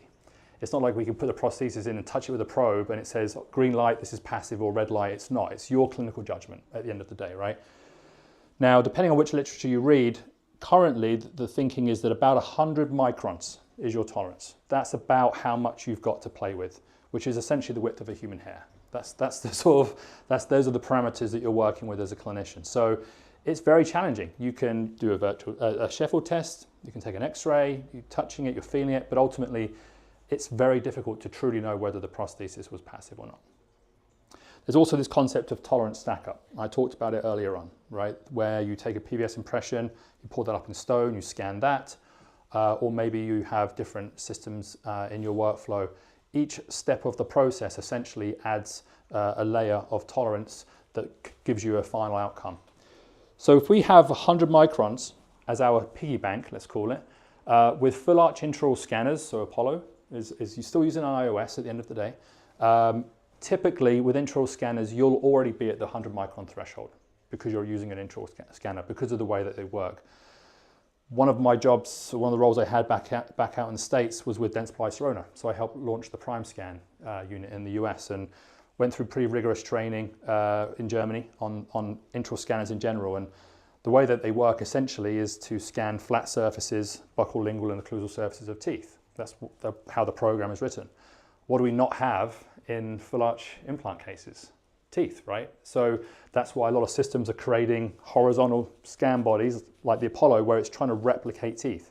It's almost trying to replicate a buccal, lingual and occlusal surface that you're scanning to try and get the camera to think it's scanning teeth. But obviously we know that it isn't. And so that's one of the limitations. So if you were to take an intraoral scan of a patient and then 3D print, I also work for Sprint Ray out in the US. Typically they have about a 50 to 100 micron level tolerance. With the full arch scan, with the iOS and the 3D printing, you're already usually at about 200 microns, which is double the threshold that we're looking to stay within. So kind of the gold standard really is the ICAM measurement, which is typically 5 to 10 microns max, milling of the zirconia and then sintering. This would usually get you to between 40 and 80 microns, well within that 100 micron threshold. And then with the intraoral scanning, and again, we've got data to support this from Harvard. Typically the intraoral scan, depending on your scan path and how you scan, which is very, very important, typically about 100 to 400 microns. And again, if you print on top of that, you're generally going to be in the sort of 3 to 500 micron range. 500 microns is obviously half a millimeter, 5 times what we're trying to work towards in terms of a tolerance. Third enemy is the human body itself. So you probably remember mandibular flexure from dental school, this concept that when a patient opens wide, the mandible flexes. And typically, depending on the literature you read, it can flex anywhere from 0.4 to 1 millimeter. So let's think about this for a second. You are measuring your implant position with an intraoral scanner. You're putting the camera into the patient's mouth. You're asking them to open wide. Okay, so you're measuring the mandible at the flexed position. And that's the data set that you're capturing to send to your lab. So they're manufacturing a prosthesis for you with the mandible flexed. Okay, the camera comes out of the mouth, patient closes, mandible goes back to normal again. So think about that for a second. That prosthesis that you're having manufactured by the lab, whether that's monolithic zirconia, titanium bar with zirconia over the top, is now being made in the flexed position. So those implants are now under tension.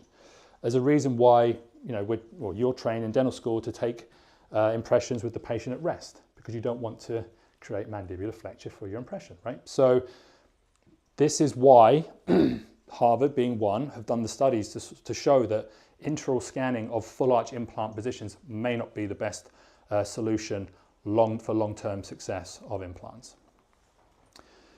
Second issue with the human body, we typically run at about 37 degrees centigrade. So if you look at a lot of the materials that they use now, I think Apollo falls into this category, they use peak plastic as the material. Peak plastic typically changes shape by up to 60 microns in the mouth because of the temperature. So think about, you're doing a mandible case. Patient's wide open, you're scanning the mandible at the flexed position, and then you're scanning a scan body or a horizontal scan body that is essentially changed shape by 60 microns just because of the patient's body temperature. You're now capturing information that is not entirely accurate. And then you've got the inaccuracy of the intraoral scanning itself. So these are all things to be thinking about when we're trying to ensure we have a passive fitting prosthesis every time. I went to the IDS meeting in Germany last year, walked around the various halls. There were different types of photogrammetry products pretty much on every single booth. And there's this mindset now that they're essentially all the same thing. They all do the same thing, they all give you the same outcome. But it's very important to know the difference. So you've got ICAM true photogrammetry, and then you've got stereo photogrammetry in its own category, not true photogrammetry, and that's your PIC, your 2PL, micromapper, and so on. So as I mentioned before, we have four moving cameras. We're measuring the targets as we orbit around the patient. Every other system typically has only 2 cameras, so it's very limited in the amount of information it can pick up, and also the calculations that it can do. As I mentioned a moment ago, the type of material that they use is very important. So we're using titanium and aluminum scan bodies with the ICAM. Most of the other systems are using plastic, which distorts and changes shape in the mouth. The calculation method that is used is very important as well. So I'll talk about this in a moment. When we're measuring with the ICAM, and you'll see this today, as Raman is measuring our patient, all 4 cameras are looking at all of the targets at the same time to calculate the exact XYZ coordinates of those implants. All of the other systems are taking a series of pictures and stitching it together to create an average. Again, not the most reliable, predictable way of working. So what that ultimately means or leads to is ICAM typically has precision values of 2 to 5 microns. A red blood cell is 8 microns in diameter, and most other systems on the market are 20 to 60 microns in terms of precision values, and I have a quick study to show you at the end of the presentation. So are all photogrammetry devices created equal? If you look at something from just one angle, one direction, it doesn't necessarily tell you the full story, right? So here it looks like Prince William is flipping off the press, but actually he's announcing the birth of his 3rd child. If you don't look at something from all directions, you don't get the full story. So with all the other systems on the market, they're typically using 1 or 2 cameras and they're scanning a flat surface. You're not capturing all the information. And if you've got an implant that's leaning forwards and you're scanning a flat surface, how do you calculate that angle if it's only a one-dimensional target? Okay? This is kind of photogrammetry 101. They learned back in the 90s that you want to have multiple surfaces to your target when you're measuring anything. So this is the PIC target here. You've probably heard them being referred to as PIC flags. Very difficult to orient in the mouth because they all have to face to the front and be numbered in sequence. Flat target. Got the micromapper here, again flat target. Shining, where you're just typically scanning from the occlusal, you're scanning a flat target. And then this is the tuple, which is round, but when you're measuring this with a camera, it appears flat. And so it's very challenging, again, to pick up the angles versus the ICAM body, which has multiple surfaces and it won't let you move forward. So you'll see this today when we do the case. You can't move forward until you scan both surfaces of that target, and that's how we really ensure we get the proper angulation. So when we set up the case today, we'll have all of our ICAM bodies with the point of the ICAM body facing the front of the mouth. So as we orbit around the patient, capturing those implants from the various different angles and positions. We're scanning both sides of our target, and this is one way that we get the level of precision and accuracy that we do. And this is essentially what it looks like in the mouth. So as I mentioned before, each camera is measuring all of the targets. Okay, this is very, very unique to iCam. A lot of the other systems, the 2 cameras are basically taking those pictures, stitching them together. All 4 cameras are looking at every target in the mouth at the same time and calculating those coordinates. And what that leads to is a lot of information being taken with the iCam. So most of the other systems are taking anywhere from 130 to 260, or calculating about 130 to 260 equations. We're calculating 61,000, right? So we are taking a significant amount of data to truly know exactly where those implants are. We are obsessed with precision and accuracy. We guarantee a passive fitting prosthesis every single case. And we've done more than 2 million of them. And this is one way as well in which we help you achieve that, by the sheer amount of data that we're capturing with the system. Prior to measuring, you'll see this today, we calibrate. Calibration is very, very important. As a clinician who's restoring a patient, right, is probably saved up for a long period of time for this procedure, and they're very excited to have a new smile. When would you as the clinician like to find out your prosthesis isn't going to fit? Would you like to find out the day of measurement that there's an issue with the device, or would you like to find out when you go to seat your bridge? Yeah. So that's part of the reason why we calibrate, right? We want to verify everything's working with the technology prior to sending the information to the lab. The analogy I like to use here is, getting on a plane.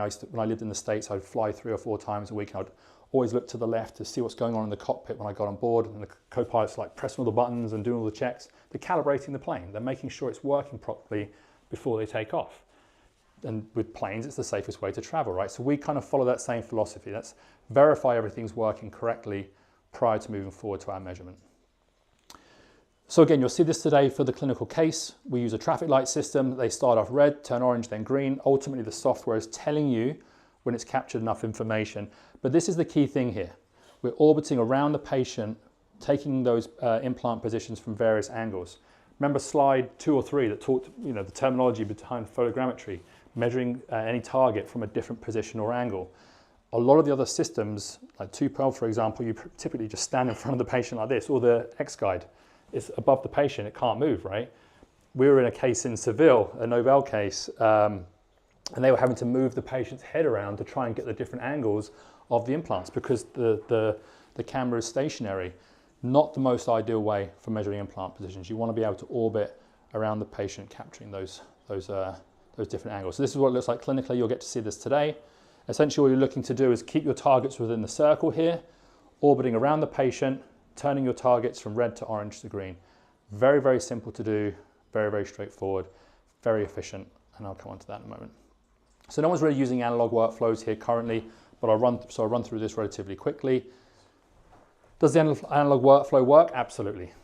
Is it the best way to restore a patient day of surgery? That's up for debate. So obviously it's a very time-consuming, technique-sensitive workflow, lots of steps in the process, quite expensive in terms of parts and components needed. And ultimately, the downside with analog is you can get all the way to the end of the process, all those steps, all those patient visits, all that chair time in your practice, and then you find out that the prosthesis doesn't fit, right? I was just speaking at an event the other day, and one of the doctors there had 2 verification jigs that day not fit, which is obviously a very, very bad day for him because he was going back to the very beginning of the process again. Versus the iCam photogrammetry digital workflow. So you'll get to see this today. So this is the key thing with this workflow, and Andreas kind of summarized this in his presentation as well. First thing we do is we collect our preoperative data. Okay, so photographs, obviously, a cone beam, and then we're going to take an upper, a lower, and a bite intraoral scan. All of that data is sent to the lab.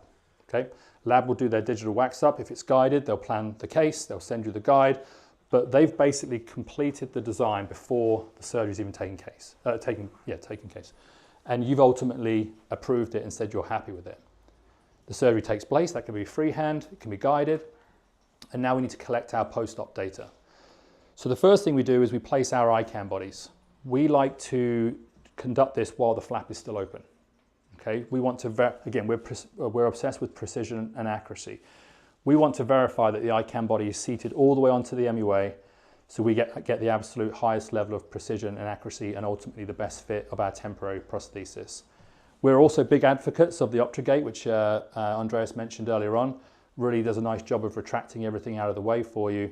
And even though you've got blood down at the bone level here, it doesn't impact the performance of the camera, unlike an intraoral scanner.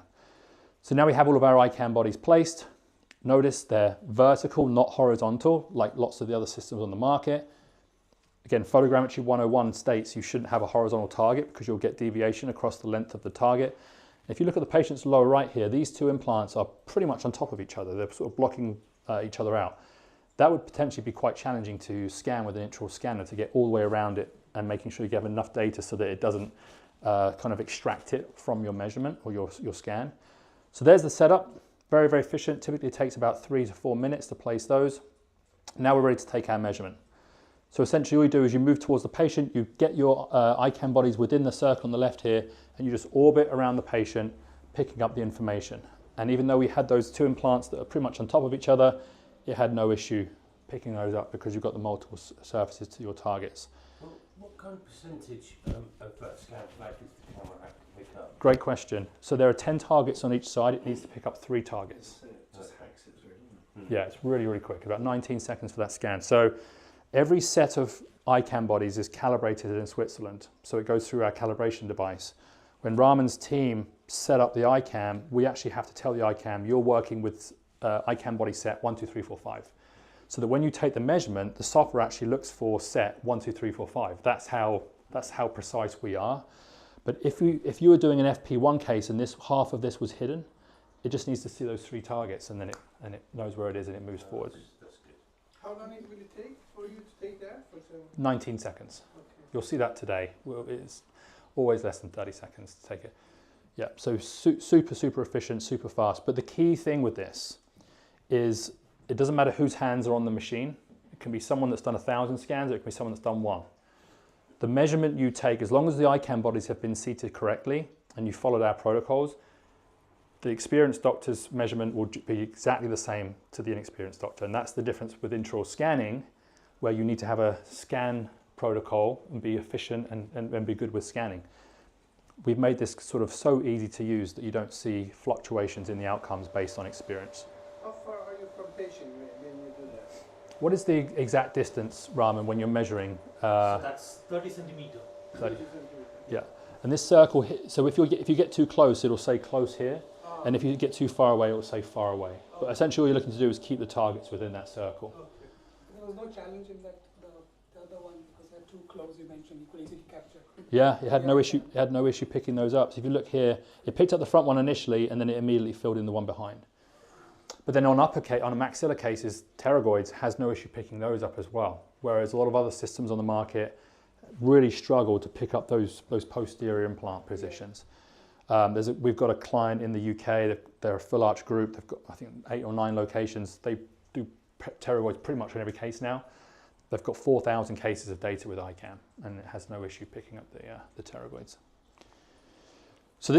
So once you've taken your implant position measurement, this is essentially what it looks like in the software. All it is X, Y, and Z coordinates of those implants or those MUAs. Okay. Now we've got to basically bring this information into the patient. So remember, we did all of the designing prior to the surgery. We take the ICAM bodies off. We put these references on, and you'll see this again today. We've got the inserter references. Those go on, and in the case of an FP3, you would suture at this point. So now we take an intraoral scan, or I think we're going to use the cone beam technique today. But ultimately, we need to take some type of scan, whether that's iOS or cone beam, to tell the software where these are. And then what we do is align this to this in the software, put it into that design that was done pre-operatively, and now you've got your finished design. But a lot of our clients now, especially with some of the printers that are on the market that print in the Dentafab, was it 13, 14 minutes? 18 minutes. 18 minutes. And wash and cure is about 25 all in. Yeah, so you can be really, really efficient here in that if all the design work was done ahead of time, all you need to do is essentially capture your implant positions and send those to the lab. They bring the implant positions into the original design, send it back to you. A lot of our clients now are 3D printing their provisionals, and within an hour the patient leaves with a 3D printed provisional. It's about £20 for a 3D. But the key with that is while that design is being done, and while the bridge is printing, you can be placing another implant, you can be doing another procedure, you can be in your office, reading the newspaper, whatever you want to be doing. You're not doing the conversion, you're not there converting a denture. You're doing something else, generating revenue in your practice while all of this is being done. That's what we're going to do this year. Sorry? This year, that's my aim for this guy. Yeah, this has become very, very popular in the US. 3D printed out, no lab more. Oh, just printing your own sprint ray or something. Sprint is quite expensive. There's another one. Sprint ray, Incerta have the Dentafab, and I went to see them in Chicago actually, and I watched the whole thing, and it was amazing. So the sprint ray printer, even with their speed kit, is about 25 to 30 minutes. And one of the things I've found with their speed kit is they have a lot of misprints. The Dentafab, the one I saw, it was 11 minutes for the whole arch, and it was very, very streamlined and very, very efficient. So in the US, where prices are really being driven down now, it's becoming very, very competitive out there. You have to have the most efficient and effective workflow possible. They're all doing this now. They're all 3D printing their provisionals. So essentially the files needed, you've got your pre-op information, your post-op data from your implant positions, that's all merged together, sent to the lab, and they make it. So I threw this in here on the way here this morning. This was just some photos that a doctor, he's got a practice in Liverpool, he's an Incerta doctor. He just got the iCam, this was his first case. So this is very, very basic. It's not a heavily marketing made case presentation, but it kind of shows you the workflow. So this is preoperative condition of the patient. When the patient came in, they numbed the patient and they placed the reference in the palate. And then they took an intraoral scan. Because we need something to reference everything back together, because obviously the teeth are being extracted. This is just one technique. Another technique is to leave some of the teeth in. But basically by taking that intraoral scan with the reference in place, now we have something to reference the intraoral scan that happens after the surgery when the teeth have been extracted. So marker goes in, implants are placed, there's an implant under the tissue here. iCam bodies go on. Notice the point is facing to the front of the mouth, so he's going to pick up two surfaces of those iCam bodies. All of that information is sent off to his lab. He was in another room placing another implant while the design and the 3D printing was being done. He came back in less than an hour later. Here's this was on a sprint ray out of the Onyx Tough 2 material. Onyx Tough 2 has been available in the US for a number of years now. It's actually FDA approved as a final material, which blows my mind, but hey. But beautiful looking temporary bridge there, printed for less than £20. And this is it in the mouth. So patient left about an hour after the surgery with that prosthesis, temporary prosthesis placed. So just a different way of working. You've got obviously your pre-made provisional, which you'll see today from Incerta, but this is another way of working, incorporating iCam true photogrammetry and 3D printing. And there's the final result. So just to sort of sum up here, last few slides. So why iCam? If we talk to our customers, typically they'll tell us they love the speed, they love the precision, and they love how easy it is to use. When we talk about speed, it's not just how quickly you can take the scan. Again, about 3 to 4 minutes to place the iCam bodies. You'll see this today. Typically it's about 30 seconds, let's say, to take the measurement. In less than 5 minutes, you have your information and you're sending it off to the lab. It's highly, highly efficient. But when we talk about speed, it's the overall procedure time. So this was from a presentation that I sat in Italy from a lab guy. He has the lab, his wife is a pros, and they have an oral surgeon working in the clinic. They used to be analog. And one of the things he was saying is with the analog workflow, there are a lot of steps that have to happen the whole way through the process to ensure everything is good and it's going to fit. Time consuming for the lab, but also obviously time consuming for the office. So then they moved to intraoral scanners, which was better, fewer steps, less checks, but he still wanted to make a verification jig because he was getting inconsistent results. So there was still a lot more chair time than he really wanted. When they moved to the iCam in coordination with the intraoral scanner, all of those checks were removed. You don't need modelers anymore, you don't need verification jigs anymore. You can basically go from taking your information to milling or printing and placing right away. This was an assessment I did with ClearChoice. So when they were looking to incorporate a system into their clinics, again, they've got 107, they do 3 surgical arches every day in every clinic. They've got about 300 arches being done every morning around the United States. We evaluated their time from consult to patient being dismissed with the final prosthesis. And they were efficient. Their average was 11.5 hours, which is actually pretty good. I was talking to an office in London recently that their average is about 16 hours. So 11.5 hours, still pretty efficient, but after we incorporated the iCam into those 3 locations, we cut their treatment time down to 6 hours. So for a DSO like them, who focus predominantly on full arches, we basically gave them 50% of their time back. So now they can do 2 arches in the same amount of time they did 1. That allowed them to lower their price of their fee structure while increasing their profitability and their margin, increasing volume, increasing margins. They were happy, obviously patients happy because they're getting their final smile in a much shorter amount of time. So this was the big thing for them. They can do 2 arches now in the same amount of time they used to do 1. Sorry, is that just the prosthetic workflow? Yeah. Well, no, treatment's in here. Sorry, 2 hours. There's a surgical time there in the 2 hours there per arch. Rapid. Yeah. So the way they work in Clear Choice, they have oral surgeons placing implants and prosthodontists restoring. But yeah, they are a well-oiled machine. I mean, Clear Choice? United States. Yeah, they've got 107 locations all over. What's the big one in London? Dentaprime. Dentaprime. Yeah, kind of my arch nemesis. Oh, sorry. No, it's fine. It's fine. Just that they don't. Yeah, they're more of a sort of production line type mentality. Clear Choice are very much still patient centric, like amazing experience, but they are all about ROI obviously and profitability.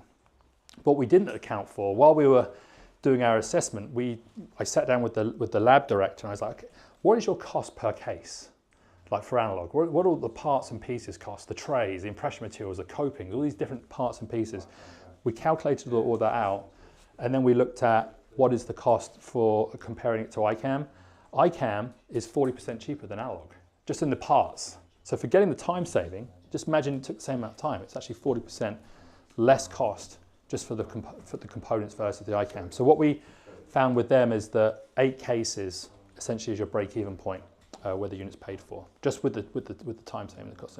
So precision. If you read an article and it talks about accuracy with photogrammetry, I would challenge them on how they're assessing accuracy. There is actually no real way to measure accuracy. Accuracy is essentially the outcome from a predetermined situation. What are you measuring it against? Precision really is the only real way to measure. So Harvard wanted to look at the difference between intraoral scanning for full arch implant positions and iCam. So this was shown at the Academy of Osseointegration meeting in Phoenix in 2020. That's where I lived, I was there. I actually sat in this lecture, but I didn't work for iMetric at the time. I was working for a robotics company. So during the presentation, they kind of talked about the differences between precision and accuracy. In that I think a lot of people kind of confuse the two. If we're trying to shoot for the bullseye here, and all of our shots are up in the corner here, were we accurate? No, we were nowhere near the target, right? But were we precise? Yes, we hit the same spot over and over again. If this one, the accuracy is better, we're sort of getting closer to the bullseye, but now the precision is spread out. What we're looking for is high precision, high accuracy. But again, you can't really measure accuracy. So by what Harvard essentially looked at is how can we measure precision? How can we assess precision? It's hitting the same point over and over and over again in the same position. How do we measure that? And so what they came up with is this idea. They took a pool of 20 patients, they placed implants on those 20 patients, and then they scanned the patient 5 times with a 3-shape and 5 times with an iCam. Because their philosophy is, if something's precise, it's hitting the same point over and over, it gives you the same output every single time. If we take those 5 images and we stack them up, in theory they should be the same, right? If it's precise, they should be the same. And this is how they measured the precision with the 2 different systems. Notably, it's a Trios 3 and it's an iCam Generation 2, so older versions of the technology. This was done in 2019, but the concepts remain the same. So the outcomes were quite alarming actually. In the challenge with intraoral scanning is the unpredictability. Sometimes you'll take a scan with it and the fit is perfect. Very next patient, completely different outcome. And that could be because of mandibular flexure, it could be because of the scan pattern that you used, it could be because of the focal range. There's lots of different variables that come into play. So I'll skip over spatial fit and cross arch distance, but you can see the numbers on the screen there. But we talked about the virtual or the Sheffield test being the gold standard. When they used the ICAM, the average deviation they saw in the virtual Sheffield test was 38 microns, well within our 100 micron tolerance. The absolute worst they saw with the ICAM was 173 microns. So a little bit over our tolerance. Not sure what happened there. Again, older version of the technology. Could be that an ICAM body wasn't seated properly. Something may have happened. But ultimately, our average over those 5 scans and those 20 patients was 38 microns. Look at the 3 shape. The average was 447 microns. That's half a millimeter of deviation. So again, the results you get can be unpredictable, unreliable, unknown, but the maximum deviation was almost 3,000 microns, 3 millimeters off. And this is the problem with intraoral scanning potentially with full arch cases, is that you don't know predictably and reliably what your outcomes will be and what the potential passivity will be. So Harvard's evaluation was that ICAM is 10 times more precise than the 3 shape, which is kind of regarded as the gold standard of intraoral scanners. And that comes from everything we've talked about, the target design, that it's multiple surfaces, not a flat surface, the 4 cameras versus 2, the amount of data that we're capturing, all of that comes from the design of the ICAM. Dr. Ryan Dunlop, he's got a teaching institute out in the US in Fresno, California called Full Arch Masters. He just presented this data at the lab day meeting in Chicago last week, which we were at. It was very, very interesting. So he basically replicated the Harvard study. He did the exact same thing that they did, but he did it with 5 systems this time. So he took the ICAM, the PIC, the Tuple, the Micromapper, and the Shining. And essentially he did an in vivo 4-implant mandible. He did same patient. One was right after surgery. This was the maxilla that was healed. The patient had had the surgery done a couple of years ago, but he was like, would you mind if we just took some scans on you? So we did a maxilla, a mandible, and then they also used a 6-implant model. It's actually an 8-implant model, but they can only do 6 because the Tuple only comes with 6 targets, 6 scan bodies. So basically he replicated the Harvard study with those 3 cases. He didn't do 5, he just did 2, but ultimately a double measurement is still enough to determine what is the difference between my 2 measurements. And these were the outcomes. So ICAM was superior. If you imagine ICAM is a measure of 1, these were the outcomes that you saw. And again, typically with ICAM you get consistent results across the board. With other systems you get really wide fluctuations. So like the PIC here was just as good as the ICAM. But then you've got the model case here, which was almost 10 times less precise. And this is one of the challenges with the other systems when we talk about precision, that they generally give you good output sometimes, like even the Micromapper here, it's in the okay range, but then you've got a case here 12 times less precise than the ICAM. So the results were pretty clear. This is just high level. He actually has the study with all the specific RMS values and all the data, but this basically shows you those fluctuations you can get with other systems on the market. So his assessment was ICAM, best in terms of trueness and precision. Notice the trueness here, the PIC's trueness was better. So this is a completely sort of transparent and neutral study done by an external party. His assessment was that PIC, or the stereophotogrammetry, had better trueness, but the precision value was so high, 25 microns typically on a single implant versus 2. And then intraoral scanning, he assessed that to be poor. Trueness value typically 40 to 114 microns and precision 100 to 135. And then the final thing, I won't spend too much time here because you'll get to see this today. The ease of use with ICAM. It's incredibly easy. You're working in a very, very challenging environment, but even though it's so challenging, it has no issue picking up that information. 20-second measurement typically. Very, very simple and straightforward. So just to summarize, again, long history of success with ICAM, more than 2 million cases completed without a failure. That's the data that we have. We have our unrivaled guarantee. So if you follow our IFUs, we state you will have a passive fitting prosthesis every single case. And I think the DSO usage in the US and UK kind of speaks for itself in that full arch DSOs evaluate any piece of technology on 2 things: clinical outcomes and ROI. right? They don't bring anything into a group practice unless they get superior clinical outcomes, because that ultimately leads to the best possible ROI. And if you look at the full arch DSOs in the UK and the US, 95% of them have ICAM. And they've evaluated all the different systems on the market. They've tested everything. ClearChoice tested Straumann Exact, they tested Shining, they tested Tuple, and they ultimately are in the process of rolling out ICAM to all 107 locations. And then obviously we have our time savings. Typically you're going to cut your procedure times in half. You'll reduce your cost significantly if you're analog, even though we know that the majority of using intraoral scanners. And generally our break-even point is about 8 cases. So that's it. Questions? You're obviously going to get to see all of this in real life today with the clinical case, which would be much better than death by PowerPoint. But what questions do you have, if any?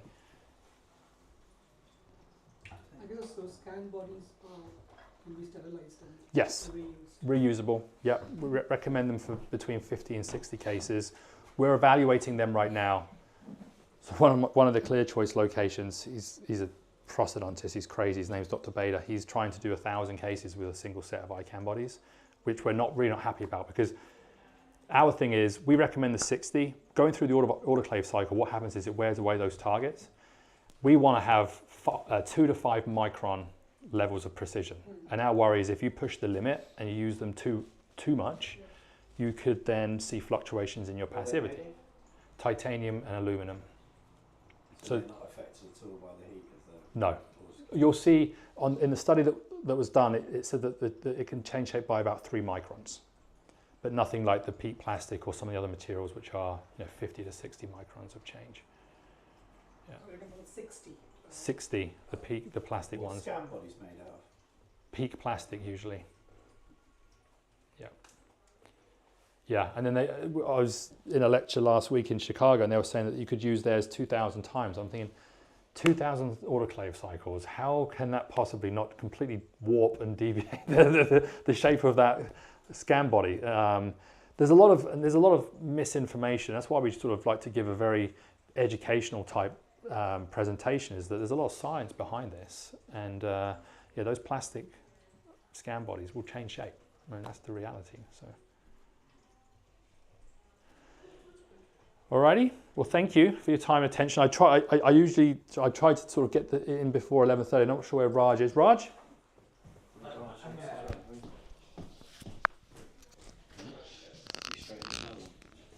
I think we're going to have something to eat now, yes, I think. Some food's coming.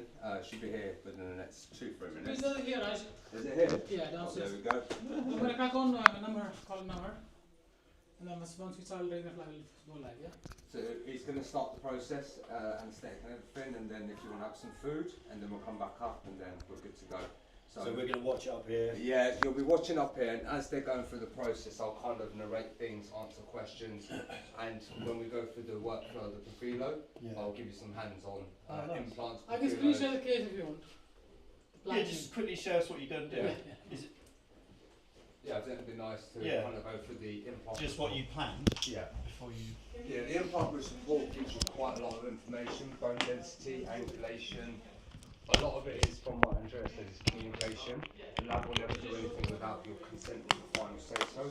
So the initial process will be you submit. I think there could be an FP3, FP1, and look for this outcome. They'll look at it totally from a prosthetic point of view. Best outcome, what they can give you, and then I don't think I need a mic, but I've been given one. That's fine. They'll look at best outcome for a prosthetic point of view. Then my advice is always look at it from an implant point of view, because that's where you guys are the specialists. If you want to move the implant, you want to adjust it, do it at that point, and then they will redesign to make everything fit again. When you send it all off, are they putting implants in the bone? Sorry? When we send the stuff off to the lab, That's right, yeah. are they positioning the implants in the bone? Yes, they'll do everything. They'll send you a report. We just approve it. You check it. You check it to make sure you're happy.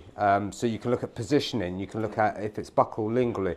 They're always going to place it lingually. They're always going to look at from a prosthetic how many implants they can get in. They're aiming for 6 for an AP spread to get you the best kind of stability and longevity. But the final say is always going to be yours.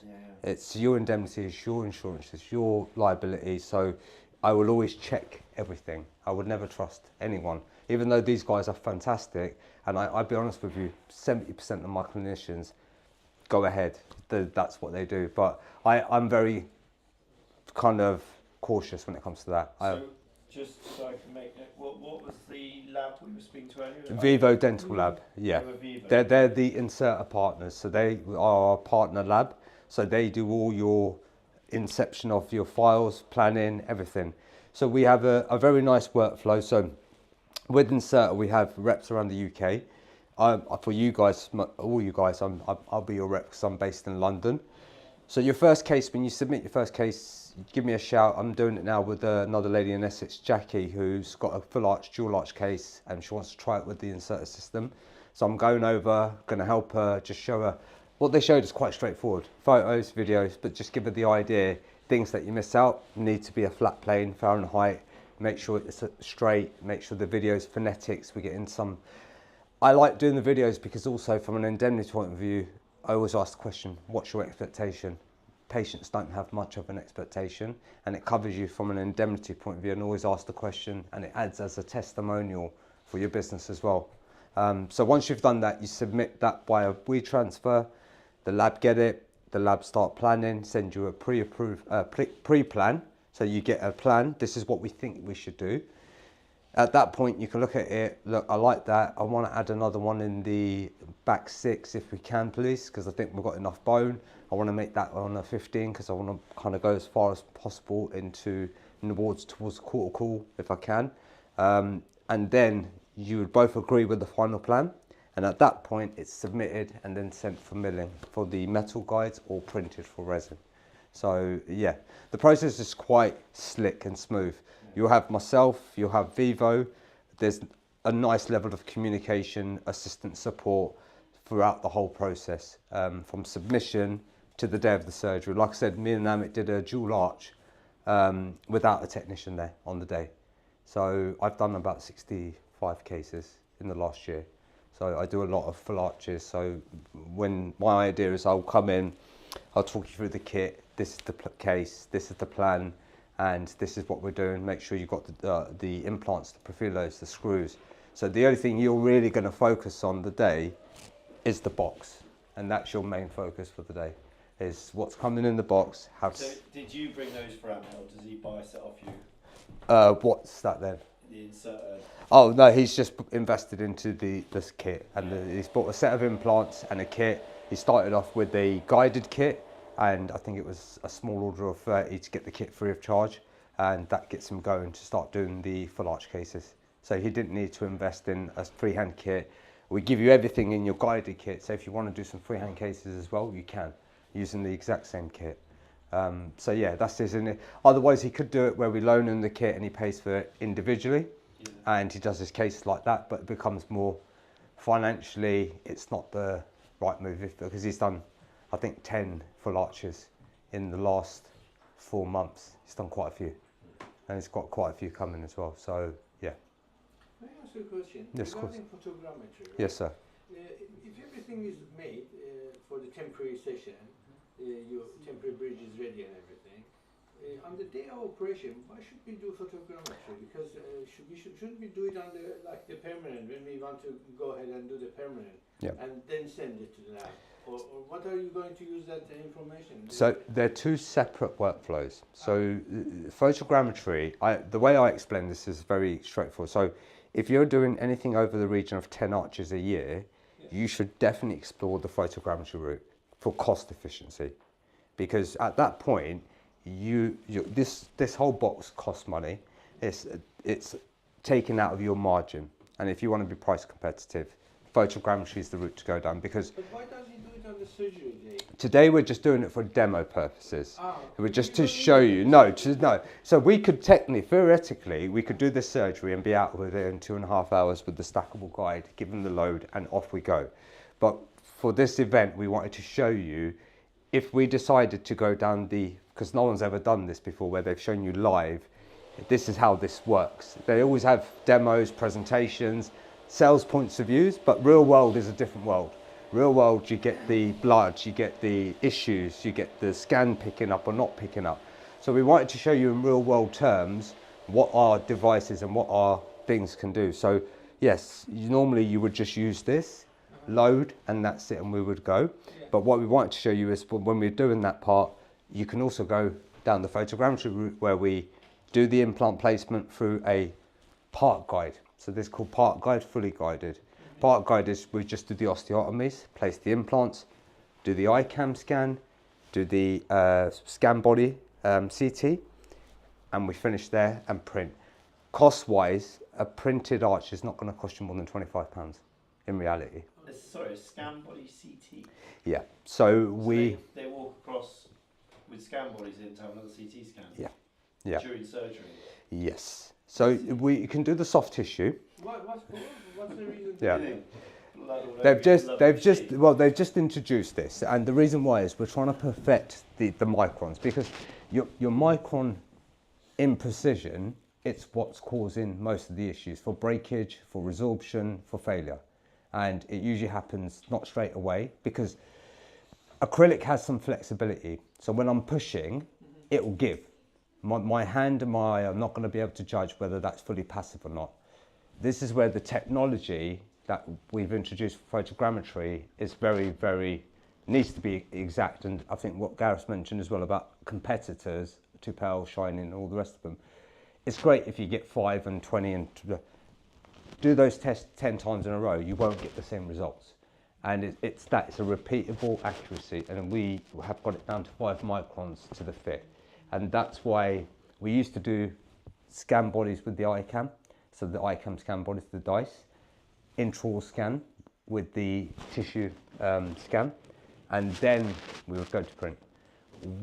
Andreas suggested it today that we want to go for the CT with the tissue scan, so to position everything, because we're finding, like I said, we're constantly trying to evolve and improve our accuracy. The patient today is going to walk up here.